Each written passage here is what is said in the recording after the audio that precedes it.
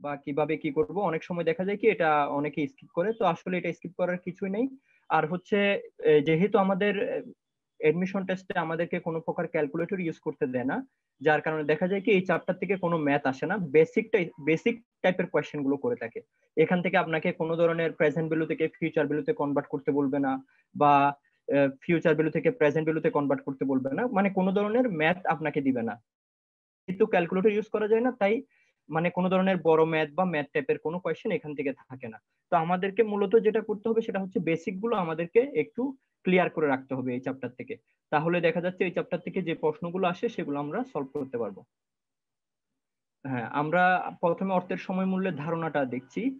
হ্যাঁ, অর্থের সময় মূল্যের ধারণাতে যেটা বলছে সেটা হচ্ছে যে আপনার সময়ের সাথে সাথে অর্থের মূল্যের পরিবর্তন হবে। মানে আজকের যে 1 টাকা আছে সে 1 টাকা দিয়ে এখন আমরা যা করতে পারি, দেখা যাচ্ছে ভবিষ্যতে সে একটা আজকের 1 টাকা দিয়ে ভবিষ্যতে দেখা যাচ্ছে আমরা সে পরিমাণ জিনিস বা সে পরিমাণ দ্রব্য বা সেবা আমরা ভোগ নাও করতে পারি। এটাকে বলছে অর্থের সময় মূল্যের ধারণা। মানে ধরেন আপনি এখন 10 টাকা দিয়ে একটা চিপস কিনতে পারেন, তাহলে দেখা যাচ্ছে আজ থেকে ঠিক 1 বছর পরে গিয়ে সেই চিপসের দাম হয়ে গেল 15 টাকা। তাহলে কি হচ্ছে, সময়ের পরিবর্তনের সাথে সাথে অর্থের মূল্যের একটা পরিবর্তন হচ্ছে, মানে 10 টাকা চিপসের দামটা হয়ে গেল 15 টাকা। তাহলে এই যে আজকের যে 10 টাকার ভ্যালু, সেটা 1 বছর পরে গিয়ে সেই ভ্যালুটা দাঁড়ালো 15 টাকা। যে আমরা কি এই জায়গায় বিনিয়োগ করব নাকি করব না, সেই ক্ষেত্রে আমাদেরকে অর্থের সময় মূল্যটা চিন্তা করতে হয়। যে কারণ হচ্ছে আমি ধরেন একটা বিনিয়োগ করছি 15 বছরের জন্য, 20 বছরের জন্য, 30 বছরের জন্য, তখন দেখা যায় কি আমি যে অর্থটা আজকে বিনিয়োগ করে দিচ্ছি 30 বছর পরে গিয়ে আমি সেই পরিমাণ রিটার্নটা পাচ্ছি কিনা, এই জিনিসটা আমাকে দেখতে হয়।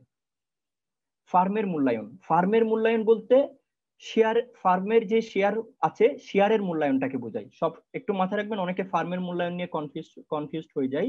ফার্মের মূল্যায়ন যেটা সেটা হচ্ছে ফার্মে যে শেয়ার আছে সেই শেয়ারের মূল্যায়ন। এখন আমরা যখন শেয়ার গুলো মূল্যায়ন করি, যে শেয়ারের দাম কত হবে, শেয়ারের দাম বাড়তে পারে নাকি কমতে পারে, সেই ক্ষেত্রে আমরা অর্থের সময় মূল্যের ধারণাটা ব্যবহার করি। এরপরে হচ্ছে প্রকল্প নির্বাচন। আমরা যখন নতুন কোনো প্রকল্প বিনিয়োগ করি, নতুন কোনো প্রকল্প আমরা যখন মানে কোন প্রকল্পে আমাদের বিনিয়োগ করা উচিত বা নতুন কোনো প্রকল্প আমরা নির্বাচন করতে যাচ্ছি, সেক্ষেত্রে আমাদেরকে ওই প্রকল্পের ব্যয় নির্ধারণ করার জন্য অর্থের সময় মূল্যটা দেখতে হয়। এরপর হচ্ছে প্রবৃদ্ধির হার, আপনার গ্রোথ রেট। কোম্পানি এই বছর দেখা যাচ্ছে 100 টাকা লাভ করেছে, সামনের বছর 200 টাকা লাভ করেছে, তারপরের বছর 300 টাকা লাভ করেছে। তাহলে এখন দেখেন কোম্পানি এই বছর 100, পরের বছর 200, তারপরের বছর 300। তার মানে কি হচ্ছে, কোম্পানিটার গ্রোথ রেট বৃদ্ধির হারটা ভালো। এই যে 100 থেকে 200, 200 থেকে 300 বছরে বছরে যে পরিবর্তন হচ্ছে, এই জিনিসটা বের করার জন্য আমাদেরকে অর্থের সময় মূল্য ক্যালকুলেশনে আসতে হয়।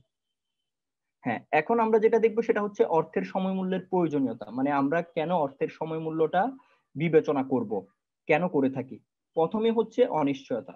দেখেন ভবিষ্যৎটা সর্বদাই অনিশ্চিত। আপনাকে যদি এখন আমি যদি একটা অফার করে থাকি যে ধরেন আপনি এখন এই মুহূর্তে আমি আপনাকে আহ কোন একটা ফাস্টফুডের দোকানে একটা বার্গার খাওয়াবো, আবার আপনাকে আমি বললাম যে না আপনাকে 1 বছর পরে গিয়ে আমি KFC তে খাওয়াবো। এখন আপনি দেখেন যে এই মুহূর্তে যে অপশনটা আছে সেটা হচ্ছে নিশ্চিত, যে না এখনই আমি ফাস্টফুড একটা নর্মাল ফাস্টফুড শপে গেলে আমি একটা বার্গার খেতে পারবো। আবার হচ্ছে কি ঠিক 1 বছর পরে গিয়ে আমি যখন আপনাকে বললাম যে আজকে না ঠিক 1 বছর পরে গিয়ে আমি আপনাকে KFC তে বার্গারটা খাওয়াবো, তাহলে দেখেন KFC-র বার্গারটা ভেলেবল হওয়া সত্ত্বেও, কারণ সে 1 বছরে আপনি বেঁচে থাকবেন কিনা আমি বেঁচে থাকবো কিনা তার কোনো গ্যারান্টি নেই, অনিশ্চয়তা। তো সেই ক্ষেত্রে আপনি করবেন কি, যে না আমি এই মুহূর্তে যে বার্গারটা আছে একটা নর্মাল ফাস্টফুড শপ, আপনি সেটাকে চয়েস করবেন। এটাকে বলছে অনিশ্চয়তা, মানে ভবিষ্যৎ অনিশ্চিত। এই জন্য বিনিয়োগকারী সবসময় আজকে যে অবস্থাটা আছে আজকের মূল্যটাকে প্রায়োরিটি দিয়ে থাকে। এটা হচ্ছে যেটাকে আমরা রিডিউসিং। মানুষ কি চাই, যে মানুষ সবসময় প্রেজেন্ট বুকটাকে প্রায়োরিটি দেয়, বর্তমানের ভোগটাকে মানুষ গুরুত্ব দেয়। যে যেমন ধরেন এই যে বললাম যে আমি আপনাকে কোন একটা জিনিস এখন খেতে বললাম, বা সেম জিনিসটা আমি ভবিষ্যতে, না তুমি ঠিক এক সময় কি বলবেন যে না আমি এখনই খাবো, ভবিষ্যতে না, 1 বছর পরে না। মানুষ সবসময় প্রেজেন্ট কনজাম্পশনটাকে প্রায়োরিটি দিয়ে থাকে, এই জন্য অর্থের সময় মূল্যটার প্রয়োজন চলে আসে। এরপরে বিনিয়োগের সুযোগ। বিনিয়োগের সুযোগটা কি, যেমন ধরেন আপনার কাছে 1 লক্ষ টাকা আছে, এখন এই 1 লক্ষ টাকা আপনি বিভিন্ন জায়গায় ইনভেস্ট করতে পারেন। এখন এই যে বিভিন্ন জায়গায় কোন জায়গায় ইনভেস্ট করলে আপনার রিটার্নটা সবচেয়ে বেশি হবে, কোন জায়গায় ইনভেস্ট করলে আপনার কস্টটা কম হবে, এই জিনিসটা নির্ধারণ করতে গেলে, এই বিনিয়োগের সুযোগটা নির্ধারণ করতে গেলে আমাদেরকে অর্থের সময় মূল্যের ধারণাটা বিবেচনা করতে হয়। ইনফ্লেশন, মুদ্রাস্ফীতি, যেমন আজকের 1 টাকা বা আজকে যে 10 টাকার যে মূল্য, ঠিক 1 বছর পরে গিয়ে দেখা যাচ্ছে সেই 10 টাকার মূল্য সেম থাকবে না, এটাকে বলছে মুদ্রাস্ফীতি। যেমন ধরেন আজকে 10 টাকা দিয়ে আপনি যদি একটা চিপস কিনতে পারেন, দেখা যাচ্ছে সেই চিপসটা একই ব্র্যান্ডের চিপস, কিন্তু দেখা যাচ্ছে 1 বছর পরে গিয়ে সেই চিপসের মূল্য হয়ে গেল 15 টাকা। তাহলে এখন দেখেন, আপনি আগে 20 টাকা দিয়ে 2টা চিপস কিনতেন, এখন 30 টাকা দিয়ে 2টা চিপস কিনেন। তাহলে কি হচ্ছে, অর্থের মূল্যটা সময়ের সাথে সাথে হ্রাস পাচ্ছে। এটাকে বলছে ইনফ্লেশন। যখন আমার দ্রব্যমূল্যের ঊর্ধ্বগতি হবে তখন সেটাকে আমরা বলে থাকি ইনফ্লেশন। যখন আমার ক্রয় ক্ষমতাটা কমে যায়, অর্থের মূল্য কমে যায়, দ্রব্যের মূল্য বেড়ে যায়, তখন সেটাকে বলি আমরা ইনফ্লেশন। এই যে ইনফ্লেশনের কারণে আমাদের অর্থের সময় মূল্যের গুরুত্ব চলে আসে। যদি ইনফ্লেশনটা না থাকতো আমাদের অর্থের সময় মূল্যের কোনো প্রয়োজন ছিল না। কেন? কারণ দেখা যাচ্ছে আজকের 10 টাকার যে রেট 1 বছর পরে গিয়েও সেম রেট থাকবে, 1 মাস পরে গিয়েও সেম রেট থাকবে, 10 বছর পরে গিয়েও সেম রেট থাকবে। তাহলে ইনফ্লেশন নাই, তাহলে আমার আর ক্যালকুলেশনের প্রয়োজন হচ্ছে না। তো ইনফ্লেশনটা আছে বলে আমরা কি করে থাকি, অর্থের সময় মূল্যের গুরুত্ব দিয়ে থাকি। এখন এই যে অর্থের সময় মূল্যের কিছু নির্ধারক উপাদান রয়েছে, মানে আমরা যখন অর্থের সময় মূল্যের ক্যালকুলেশন করে থাকি তখন আমাদেরকে কয়েকটা বিষয়ের উপর খেয়াল রাখতে হয়। একটা হচ্ছে সুদের হার বা বাট্টার হার। হ্যাঁ, সুদের হার বা বাট্টার হার কি? যখন একজন ঋণদাতা বা ঋণ গ্রহীতা যে সুদের বিনিময়ে বা যে হারে ঋণ গ্রহণ বা ঋণ প্রদান করে থাকে তখন সেটাকে আমরা বলছি সুদের হার। এই সুদের হারের উপর ভিত্তি করে আমার অর্থের সময় মূল্যের পরিমাণটা নির্ভর করে থাকে। এখন আমরা যখন অর্থের সময় মূল্যের ধারণাটা করি তখন সেখানে 2টা মূল্য চলে আসে, একটা হচ্ছে বর্তমান মূল্য, একটা হচ্ছে ভবিষ্যৎ মূল্য। বর্তমান মূল্য কোনটা? যেটা হচ্ছে মানে আমি আজকে ভবিষ্যতে যে অর্থটা পাবো তার আজকের মূল্যটাকে আমরা বলে থাকি বর্তমান মূল্য। আর আজকে কোনো একটা জায়গায় বিনিয়োগ করার ফলে ভবিষ্যতে যে পরিমাণ অর্থ আমি পাবো সেই বিনিয়োগ থেকে, সেটাকে বলছি আমরা ভবিষ্যৎ মূল্য। এখন আমার যখন সুদের হারটা বেড়ে যায়, সুদের হার যত বাড়বে আমার বর্তমান মূল্য তত কমে, আর সুদের হার যত কমে আমার বর্তমান মূল্য তত বাড়ে। কিভাবে? আমরা যখন আপনারা আমাকে একটু কনফার্ম করবেন, হ্যাঁ, যে বোর্ডে লেখাটা দেখা যাচ্ছে কিনা, একটু আমাকে কনফার্ম করবেন। লেখাটা কি দেখা যাচ্ছে? কেউ একজন একটু কনফার্ম করেন, লেখাটা কি দেখছেন? এখন দেখা যায়? জি না স্যার, না স্যার লেখা দেখা যাচ্ছে না। আচ্ছা আচ্ছা, একটু এখন কি দেখা যাচ্ছে? না স্যার, আপনার ভিডিওটা অন করেন স্যার। আপনি যে ভিডিও অফ করে রাখছেন এই কারণে দেখা ও যাচ্ছে না স্যার আপনার ও video. Sorry sorry sorry sorry, হ্যাঁ এখন দেখা যাচ্ছে কিনা একটু কাইন্ডলি দেখেন তো। জি স্যার, দেখা যাচ্ছে। ওকে, থ্যাংক ইউ। হ্যাঁ, এখন এখানে একটু দেখেন, আমরা যখন প্রেজেন্ট ভ্যালু বের করি, যখন আমরা বর্তমান মূল্য বের করি, তখন আমরা একটা ফর্মুলা ইউজ করে থাকি। তো ফর্মুলাটা হচ্ছে কি, প্রেজেন্ট ভ্যালু বা বর্তমান মূল্য সমান 1 plus r to the power n. এখন দেখেন এই যে আর, এটা হচ্ছে সুদের হার। এখন আমি যখন কোনো কিছুকে ভাগ করি, তো ভাগ করার ক্ষেত্রে আমার যে ভাজকটা আছে, যেমন এইটা দিয়ে আমি ভাগ করতেছি এর রেজাল্টটা দিয়ে। এখন ধরেন এখানে রেট হচ্ছে 10% বা 10%। এখন আমি যখন 100 টাকাকে 10 দ্বারা ভাগ করি তখন আমি রেজাল্ট পাই 10 টাকা। আবার এখন আমি যদি এটাকে সুদের হারটাকে বাড়িয়ে দিই, 20 করে দিই, 20, যখন আমি 100 কে ভাগ করছি তখন আমি পাচ্ছি 5, 5 20 100। তাহলে কি হচ্ছে, আমার সুদের হারটা যত বাড়ছে আমার বর্তমান মূল্য তত কমছে, আর আমার সুদের হারটা যত কমছে আমার বর্তমান মূল্য তত বাড়ছে। এই জিনিসটা এখানে বলছে যে সুদের হারের সাথে বর্তমান মূল্যের যে সম্পর্ক সেটা হচ্ছে বিপরীতমুখী সম্পর্ক। অর্থাৎ সুদের হার যদি বাড়ে তাহলে হচ্ছে কি বর্তমান মূল্য কমে, আর সুদের হার যদি কমে তাহলে বর্তমান মূল্য বাড়ে। আবার আমরা যদি ভবিষ্যৎ মূল্যের সাথে এটা সম্পর্ক নির্ধারণ করি, ফিউচার ভ্যালুর যে সূত্রটা আছে, আমরা ফিউচার ভ্যালু কিভাবে পাই? ফিউচার ভ্যালু সমান হচ্ছে প্রেজেন্ট ভ্যালু ইনটু, প্রেজেন্ট ভ্যালুর সাথে গুণ হয় ফিউচার ভ্যালুতে। আর যখন আমরা প্রেজেন্ট ভ্যালু বের করি তখন আমরা করি কি, ভাগ করে থাকি। আর যখন আমরা প্রেজেন্ট ভ্যালু বের করি তখন ফিউচার ভ্যালু বের করি তখন present value into 1 plus r to the power n. এখন আপনি দেখেন এই যে আর, এটাকে যদি আমি এই সূত্র আর রেটটাকে যদি আমি 10 ধরে থাকি, কথার কথা পুরোটা ধরেন 10, পুরোটা ফর এক্সাম্পল। এখন আমি যখন প্রেজেন্ট ভ্যালু যখন 100 টাকা, তখন 100 দিয়ে যখন আমি 10 কে গুণ দিই তখন আমি পাচ্ছি 1000 টাকা। এখন খেয়াল করেন আমার রেটটা যখন বেড়ে 10 থেকে আমার 20 হয়ে গেল, 20 দ্বারা যখন আমি গুণ করছি তখন আমি পাচ্ছি 2000 টাকা। তার মানে কি হচ্ছে, আমার রেটটা যত বাড়তেছে আমার ভবিষ্যৎ মূল্য তত বাড়ে, রেটটা যত কমে আমার ভবিষ্যৎ মূল্য তত কমে। তাহলে কি হচ্ছে, ফিউচার ভ্যালুর সাথে রেটের যে সম্পর্ক সেটা হচ্ছে পজিটিভ, মানে এটা বাড়লে এটাও বাড়বে, এটা বাড়লে এটা কমলে এটাও কমবে। আর প্রেজেন্ট ভ্যালুতে যেহেতু ভাগ করতে হয়, সেক্ষেত্রে সেটা হচ্ছে কি, বর্তমান মূল্য যত, আপনার সুদের হার যত বাড়বে বর্তমান মূল্য তত কমবে, সুদের হার যত কমবে বর্তমান মূল্য তত বাড়বে। এরপরে আপনাকে আরেকটা দিছি কি, সময় বা মেয়াদ। এই যে এন, দেখেন নাম্বার অফ ইয়ার, এনটাই হচ্ছে আমার নাম্বার অফ ইয়ার, বছর সংখ্যা। এখন খেয়াল করেন আমি যখন ভবিষ্যৎ মূল্য বের করছি তখন আমি কি করলাম, গুণ করলাম present value into 1 plus to the power r to the power n. এখন এখানে এন হচ্ছে ধরেন আমার 5 বছর, এন ধরে নিলাম আমরা কত বছর, 5 বছর। এখন খেয়াল করেন এই যে বছর সংখ্যা, ধরেন পুরাটা মিলে আমি 20 পাইলাম, তাহলে আমার বছর সংখ্যা যত বাড়বে আমার ফিউচার ভ্যালু তত বাড়বে। কারণ আমি যদি 10 টাকা করে সুদ পাই, ধরেন সুদ পাচ্ছি আমি বছরে 10 টাকা করে, এখন যদি মেয়াদ যদি 5 বছর হয় তাহলে 5×10 50 টাকা পাই, 5×10 50। আর এখন আমার সুদের এই নাম্বার অফ ইয়ার, বছর সংখ্যাটা যদি 10 হয়ে থাকে তাহলে প্রত্যেক বছর যদি 10 টাকা করে পাই, আগে পাইতাম 50 টাকা 5 বছরে, এখন যদি 10 বছর হয়ে থাকে তাহলে 10×10 100 টাকা। তার মানে কি হচ্ছে, ভবিষ্যৎ মূল্য নির্ধারণ করার ক্ষেত্রে আমার নাম্বার অফ ইয়ার যত বাড়ে দেখা যাচ্ছে আমার ভবিষ্যৎ মূল্য তত বাড়ে। আর বর্তমান মূল্যের সাথে যেটা হচ্ছে কি, যেহেতু আমরা ভাগ করে থাকি future value divided by 1 plus r to the power n, যেহেতু আমরা ভাগ করে থাকি সেই ক্ষেত্রে বলছি কি, যে আমার নাম্বার অফ ইয়ার যত বাড়ে আমার বর্তমান মূল্য তত কমে, আমার বর্তমান মূল্য এই নাম্বার অফ ইয়ার যত কমবে আমার বর্তমান মূল্য তত বাড়বে। হ্যাঁ, এখানে আরেকটা যেটা দেখাচ্ছে সেটা হচ্ছে চক্রবৃদ্ধির সংখ্যা। চক্রবৃদ্ধিটা কি সেটা আমাদেরকে একটু জানতে হবে।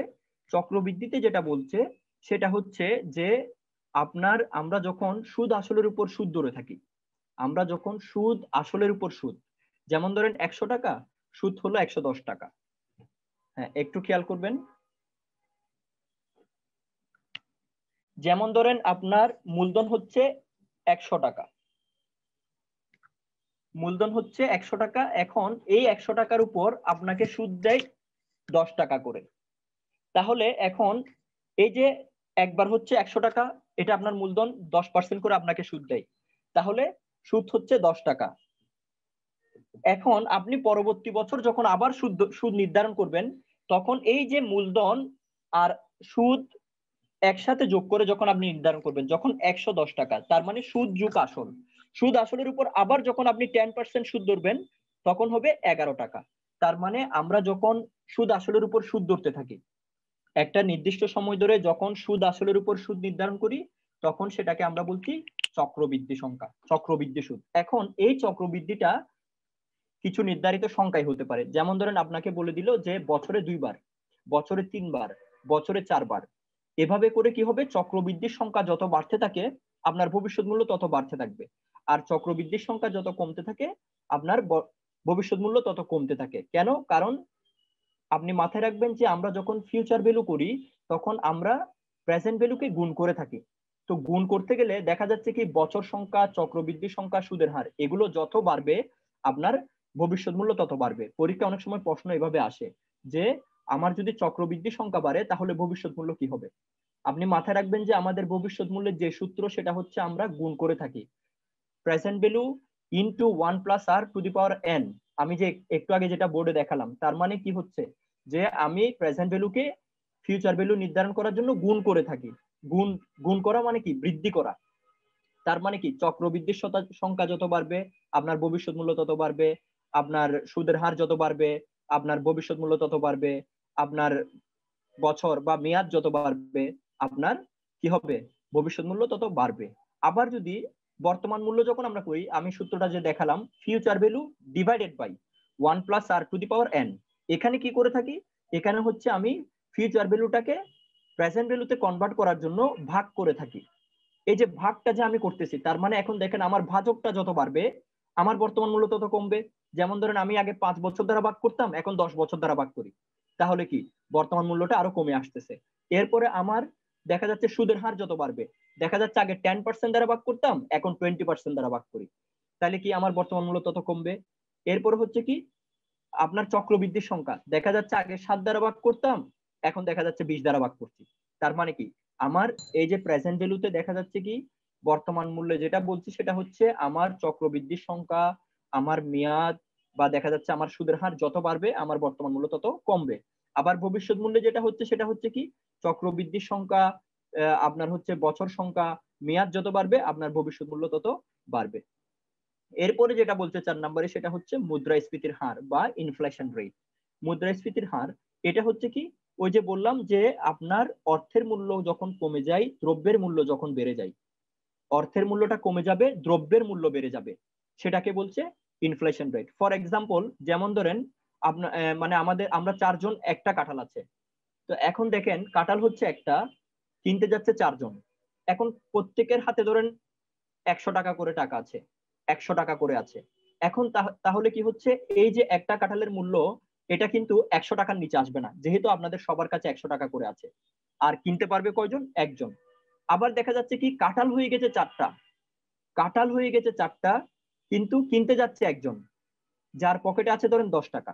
তাহলে কি দ্রব্যের যোগানটা অনেক বেশি, অর্থের যোগান কম, তাহলে কি দ্রব্যের মূল্যটা কমে আসবে।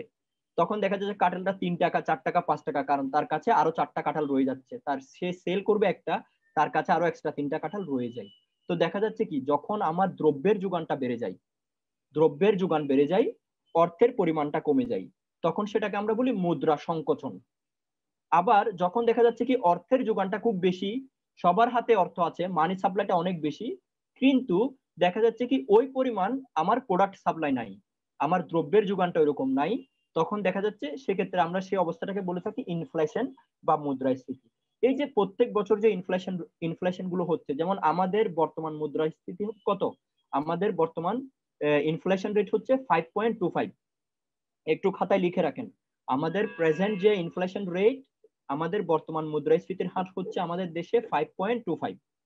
আর আমাদের দেশে আমরা যে লোন ক্যালকুলেশনের ক্ষেত্রে যে কম্পাউন্ডিং ইন্টারেস্ট আগে ইউজ করতাম, চক্রবৃদ্ধির সংখ্যা, এখন লোন মঞ্জুরের ক্ষেত্রে, ঋণ মঞ্জুরের ক্ষেত্রে আমরা just simple interest rate calculate করব, মানে আমরা সরল সুদে লোন ক্যালকুলেশন করব। বর্তমানে আমাদের যে সরকারের অর্থ ব্যবস্থায় যে সিস্টেম, সেখানে চক্রবৃদ্ধির সংখ্যাতে লোন দেওয়ার ক্ষেত্রে চক্রবৃদ্ধির সংখ্যা হিসাব করা হয় না, এখন বর্তমানে যে ক্যালকুলেশন সেটা হচ্ছে সরল সুদে ক্যালকুলেশন হয়ে থাকে।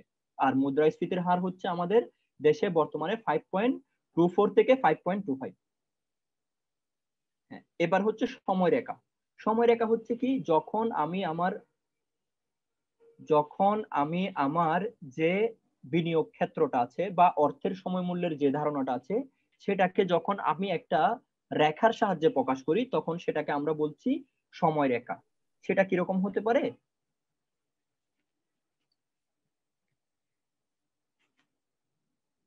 আপনারা কি লেখাটা দেখছেন কিনা আমাকে একটু বলবেন। ধরেন এই যে একটা লাইনটা কি দেখা যাচ্ছে?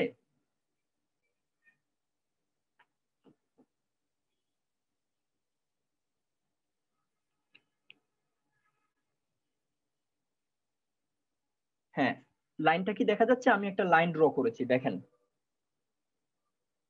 জি স্যার, দেখা যাচ্ছে। হ্যাঁ, ওকে। এখন দেখেন এই যে এটা হচ্ছে 1 ইয়ার, এটা হচ্ছে 2 ইয়ার, এটা হচ্ছে 3 ইয়ার। এখন দেখেন এই যে এটা 0। এখন খেয়াল করেন আমি 1 বছরে পাচ্ছি 1000 টাকা, 2 বছরে পাচ্ছি 2000 টাকা, 3 বছরে পাচ্ছি 3000 টাকা।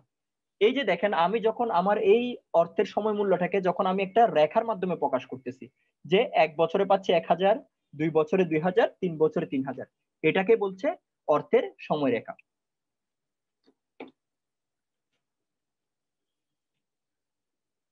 হ্যাঁ, অর্থের বর্তমান মূল্যের ধারণা যেটা আমি একটু আগে বলেছি, যে অর্থের বর্তমান মূল্য হচ্ছে কি, যে আমি ভবিষ্যতে যে অর্থটা পাবো, ভবিষ্যতে ধরেন আমি 1 লক্ষ টাকা, সেটাকে বলছি অর্থের বর্তমান মূল্য। কিভাবে? ধরেন দেখা যাচ্ছে কি আপনি আজকে আপনাকে একটা ব্যাংক অফার করলো যে আপনি যদি আমার কাছে 10,000 টাকা রাখেন, বছর পরে গিয়ে সেটা 20,000 টাকা হবে। কখন? 1 বছর পরে গিয়ে। তাহলে এই যে 1 বছর পরে গিয়ে আপনি পাচ্ছেন কত? 20,000। সেই 20,000 এর আজকে বিনিয়োগ করলে আজকের মূল্য কত? 10,000। তাহলে ভবিষ্যতে যে অর্থটা আমি পাবো সে অর্থের আজকের মূল্যটাকে বলছি আমরা বর্তমান মূল্য। তার মানে বর্তমান মূল্য স্টার্ট হবে 0 ইয়ার দিয়ে। যেমন ধরেন আপনাকে ব্যাংকের ম্যানেজার অফার করলো যে আপনি যদি আজকে রাখেন, আজকে 10,000 টাকা জমা রাখেন, ঠিক 1 বছর পরে গিয়ে আপনি 20,000 টাকা পাবেন। তাহলে আমি যে আজকে জমা রাখতেছি, এখন জমা রাখতেছি, তাহলে এটা 0 ইয়ার। তার মানে কি হচ্ছে? আজকের মূল্য হচ্ছে 10,000 টাকা, ঠিক 1 বছর পরে গিয়ে উনি আমাকে 20,000 টাকা দিবে। তাহলে ভবিষ্যৎ মূল্য হচ্ছে কত? 20,000 টাকা।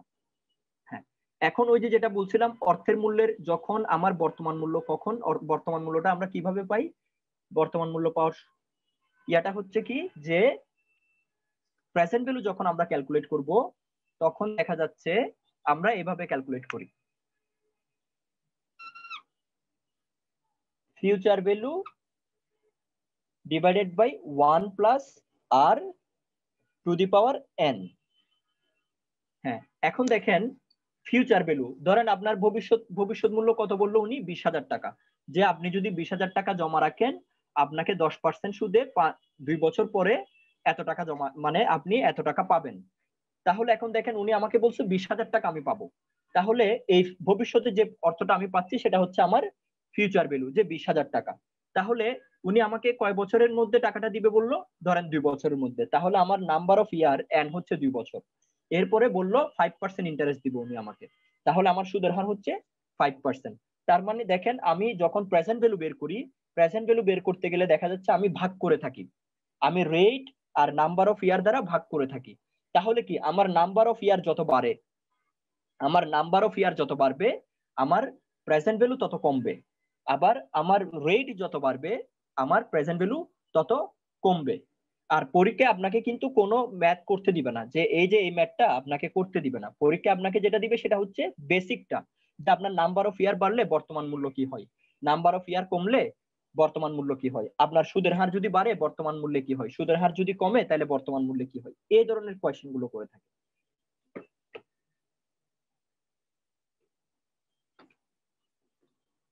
হ্যাঁ, এখন আমরা যেটা দেখবো সেটা হচ্ছে ভবিষ্যৎ মূল্যের ধারণা। ভবিষ্যৎ মূল্যটা কি?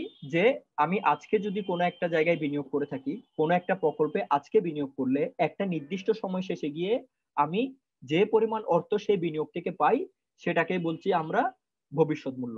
তার মানে ফিউচার ভ্যালুটা আমার রিটার্ন, আর প্রেজেন্ট ভ্যালুটা হচ্ছে আমার জন্য কি এক প্রকার ইনভেস্টমেন্ট বা কস্ট। হ্যাঁ, এখন দেখেন আমি ভবিষ্যৎ মূল্য যে আজকে 10,000 টাকা ইনভেস্ট করতেছি, তার মানে এটা আমার জন্য একটা কস্ট, যে 10,000 টাকা আমি ইনভেস্ট করতেছি, 10,000 টাকা আমার হাত থেকে চলে যাচ্ছে। আর ভবিষ্যতে আমি যেটা পাচ্ছি সেটা হচ্ছে আমার রিটার্ন। এখন আমার রিটার্নটা একটু মাথায় রাখতে হবে যে রিটার্ন আর প্রফিট এক না, যে আমি যাই পাচ্ছি তাই রিটার্ন। আমার যদি যেমন আমি আজকে 10 টাকা আমি আজকে খরচ করলাম, বিনিয়োগ করলাম, সেই 10 টাকা থেকে যদি আমি 8 টাকা পাই, এই 8 টাকা আমার রিটার্ন। এখন তার মানে কি এটা আমার প্রফিট না, এটা আমার লস, কারণ আমি 10 টাকা বিনিয়োগ করেছি, পেয়েছি 8 টাকা, তাহলে আমার 2 টাকা লস হলো। আবার আমি 10 টাকা বিনিয়োগ করেছি, আমি পেলাম 12 টাকা, টোটাল 12 টাকায় আমার রিটার্ন, প্রফিট হচ্ছে 2 টাকা। তাহলে আমি ভবিষ্যতে কোনো একটা জায়গায় বিনিয়োগ করার ফলে, কোনো একটা প্রকল্পে বিনিয়োগ করার ফলে ভবিষ্যতে আমি যে পরিমাণ অর্থ পাচ্ছি সেটাকে বলছে আমার ভবিষ্যৎ মূল্য, সেটা আমার রিটার্ন, সেটা আমার প্রফিট না। প্রফিট হবে কি? যদি আমার কস্ট থেকে আমার রিটার্নটা বেশি হয় তখন সেটা হবে আমার প্রফিট। তাহলে আমরা কখনো এটা বলতে পারবো না যে আমি ভবিষ্যতে যে প্রফিটটা পাচ্ছি সেটাই আমার ভবিষ্যৎ মূল্য, সেটা না। আমি ভবিষ্যতে যে রিটার্নটা পাবো, ইনভেস্ট থেকে আমার যে রিটার্নটা আসতেছে সেটা হচ্ছে আমার ভবিষ্যৎ মূল্য। আর ভবিষ্যৎ মূল্যটা আমরা কিভাবে পাচ্ছি? যে বললাম যে আমি যদি ফিউচার ভ্যালুটা বের করতে যাই, ভবিষ্যৎ মূল্য ফিউচার ভ্যালু সমান কি করতেছি, প্রেজেন্ট ভ্যালুকে আমরা কি করে থাকি, গুণ করে থাকি। Present value bracket 1 plus r to the power n। তার মানে আমি ফিউচার ভ্যালুতে কি করতেছি, প্রেজেন্ট ভ্যালুটাকে আমার রেট আর নাম্বার অফ ইয়ার দ্বারা কি করে আমরা গুণ করে থাকি। যেমন ধরেন প্রেজেন্ট ভ্যালু 100 টাকা, ধরেন এদিকে আমি এই ক্যালকুলেশন করে পাইলাম 50 টাকা, তার মানে এটা গুণ করছি। তাহলে যত আমি গুণ করে থাকি, গুণ করলে আমার রেজাল্টটা বাড়বে। তার মানে ফিউচার ভ্যালুটা কি হচ্ছে, প্রেজেন্ট ভ্যালুর সাথে গুণ হচ্ছে। তো গুণ হলে দেখা যাচ্ছে কি আমার নাম্বার অফ ইয়ার যেটা আছে, বছর যেটা আছে, এবং আমার রেট যেটা আছে, সেগুলো যত বাড়ে দেখা যাচ্ছে আমার ভবিষ্যৎ মূল্য তত বাড়ে। আর আমার নাম্বার অফ ইয়ার বা রেট যত কমে আমার ভবিষ্যৎ মূল্য তত কমে। তার মানে কি হচ্ছে, নাম্বার অফ ইয়ারের সাথে আমার ফিউচার ভ্যালুর সাথে যে রিলেশন সেটা হচ্ছে পজিটিভ রিলেশন, আর প্রেজেন্ট ভ্যালুর সাথে যে রিলেশন সেটা হচ্ছে নেগেটিভ রিলেশন।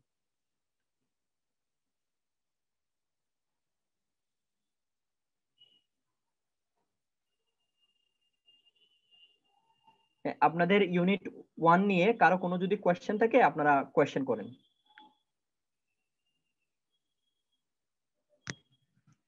আপনাদের ইউনিট 1 নিয়ে যদি কোনো কোয়েশ্চেন থাকে আপনারা কোয়েশ্চেন করেন।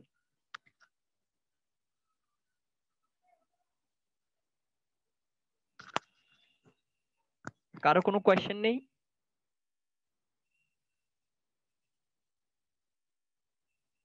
কারো কি কোনো কোয়েশ্চেন আছে?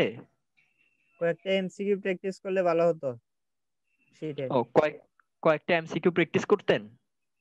হ্যাঁ, আচ্ছা, তাহলে আপনারা একটু এমসিকিউ গুলো দেখেন যে আপনার কাছে যে জায়গায় প্রবলেম মনে হচ্ছে।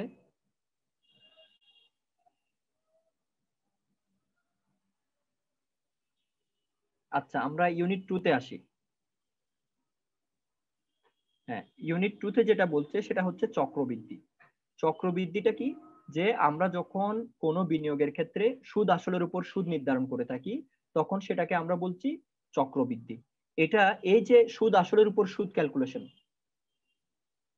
20 নাম্বার। আচ্ছা, ডিসকাউন্টিং প্রক্রিয়ার অর্থ কি? ডিসকাউন্টিং মানে হচ্ছে বাট্টাকরণ। বাট্টাকরণ বাট্টাকরণটা কি? যেমন ধরেন আপনি ভবিষ্যতে, বাট্টাটা কি খেয়াল করেন, যে এই যে আমি ভবিষ্যতে আপনারা একটু বলবেন যে স্ক্রিনটা দেখা যাচ্ছে কি? ধরেন ভবিষ্যতে একটা অর্থ হচ্ছে ভবিষ্যতে আমি পাবো 10,000 টাকা। ভবিষ্যতে 10,000 টাকা আমি পাবো। এখন এই 10,000 টাকার আজকের মূল্য কত? তাহলে 10,000 টাকার আজকের মূল্য বের করি আমরা কিভাবে? ফিউচার ভ্যালু 10,000 টাকা divided by 1 plus r to the power n। এখন দেখেন ভবিষ্যতে যে অর্থটা আমি পাইতাম 10,000 টাকা, আমি ক্যালকুলেশন করে দেখলাম আমার সেটার আজকের মূল্য হচ্ছে 5,000 টাকা। এই যে ভবিষ্যৎ মূল্যটাকে বর্তমান মূল্যে রূপান্তর করার যে প্রক্রিয়া সেটাকে বলছে ডিসকাউন্টিং বা বাট্টাকরণ। আমরা যখন ভবিষ্যৎ মূল্যটাকে বর্তমান মূল্যে নিয়ে আসি সেই নিয়ে আসার প্রক্রিয়াটাকে বলছে বাট্টাকরণ। ক্লিয়ার?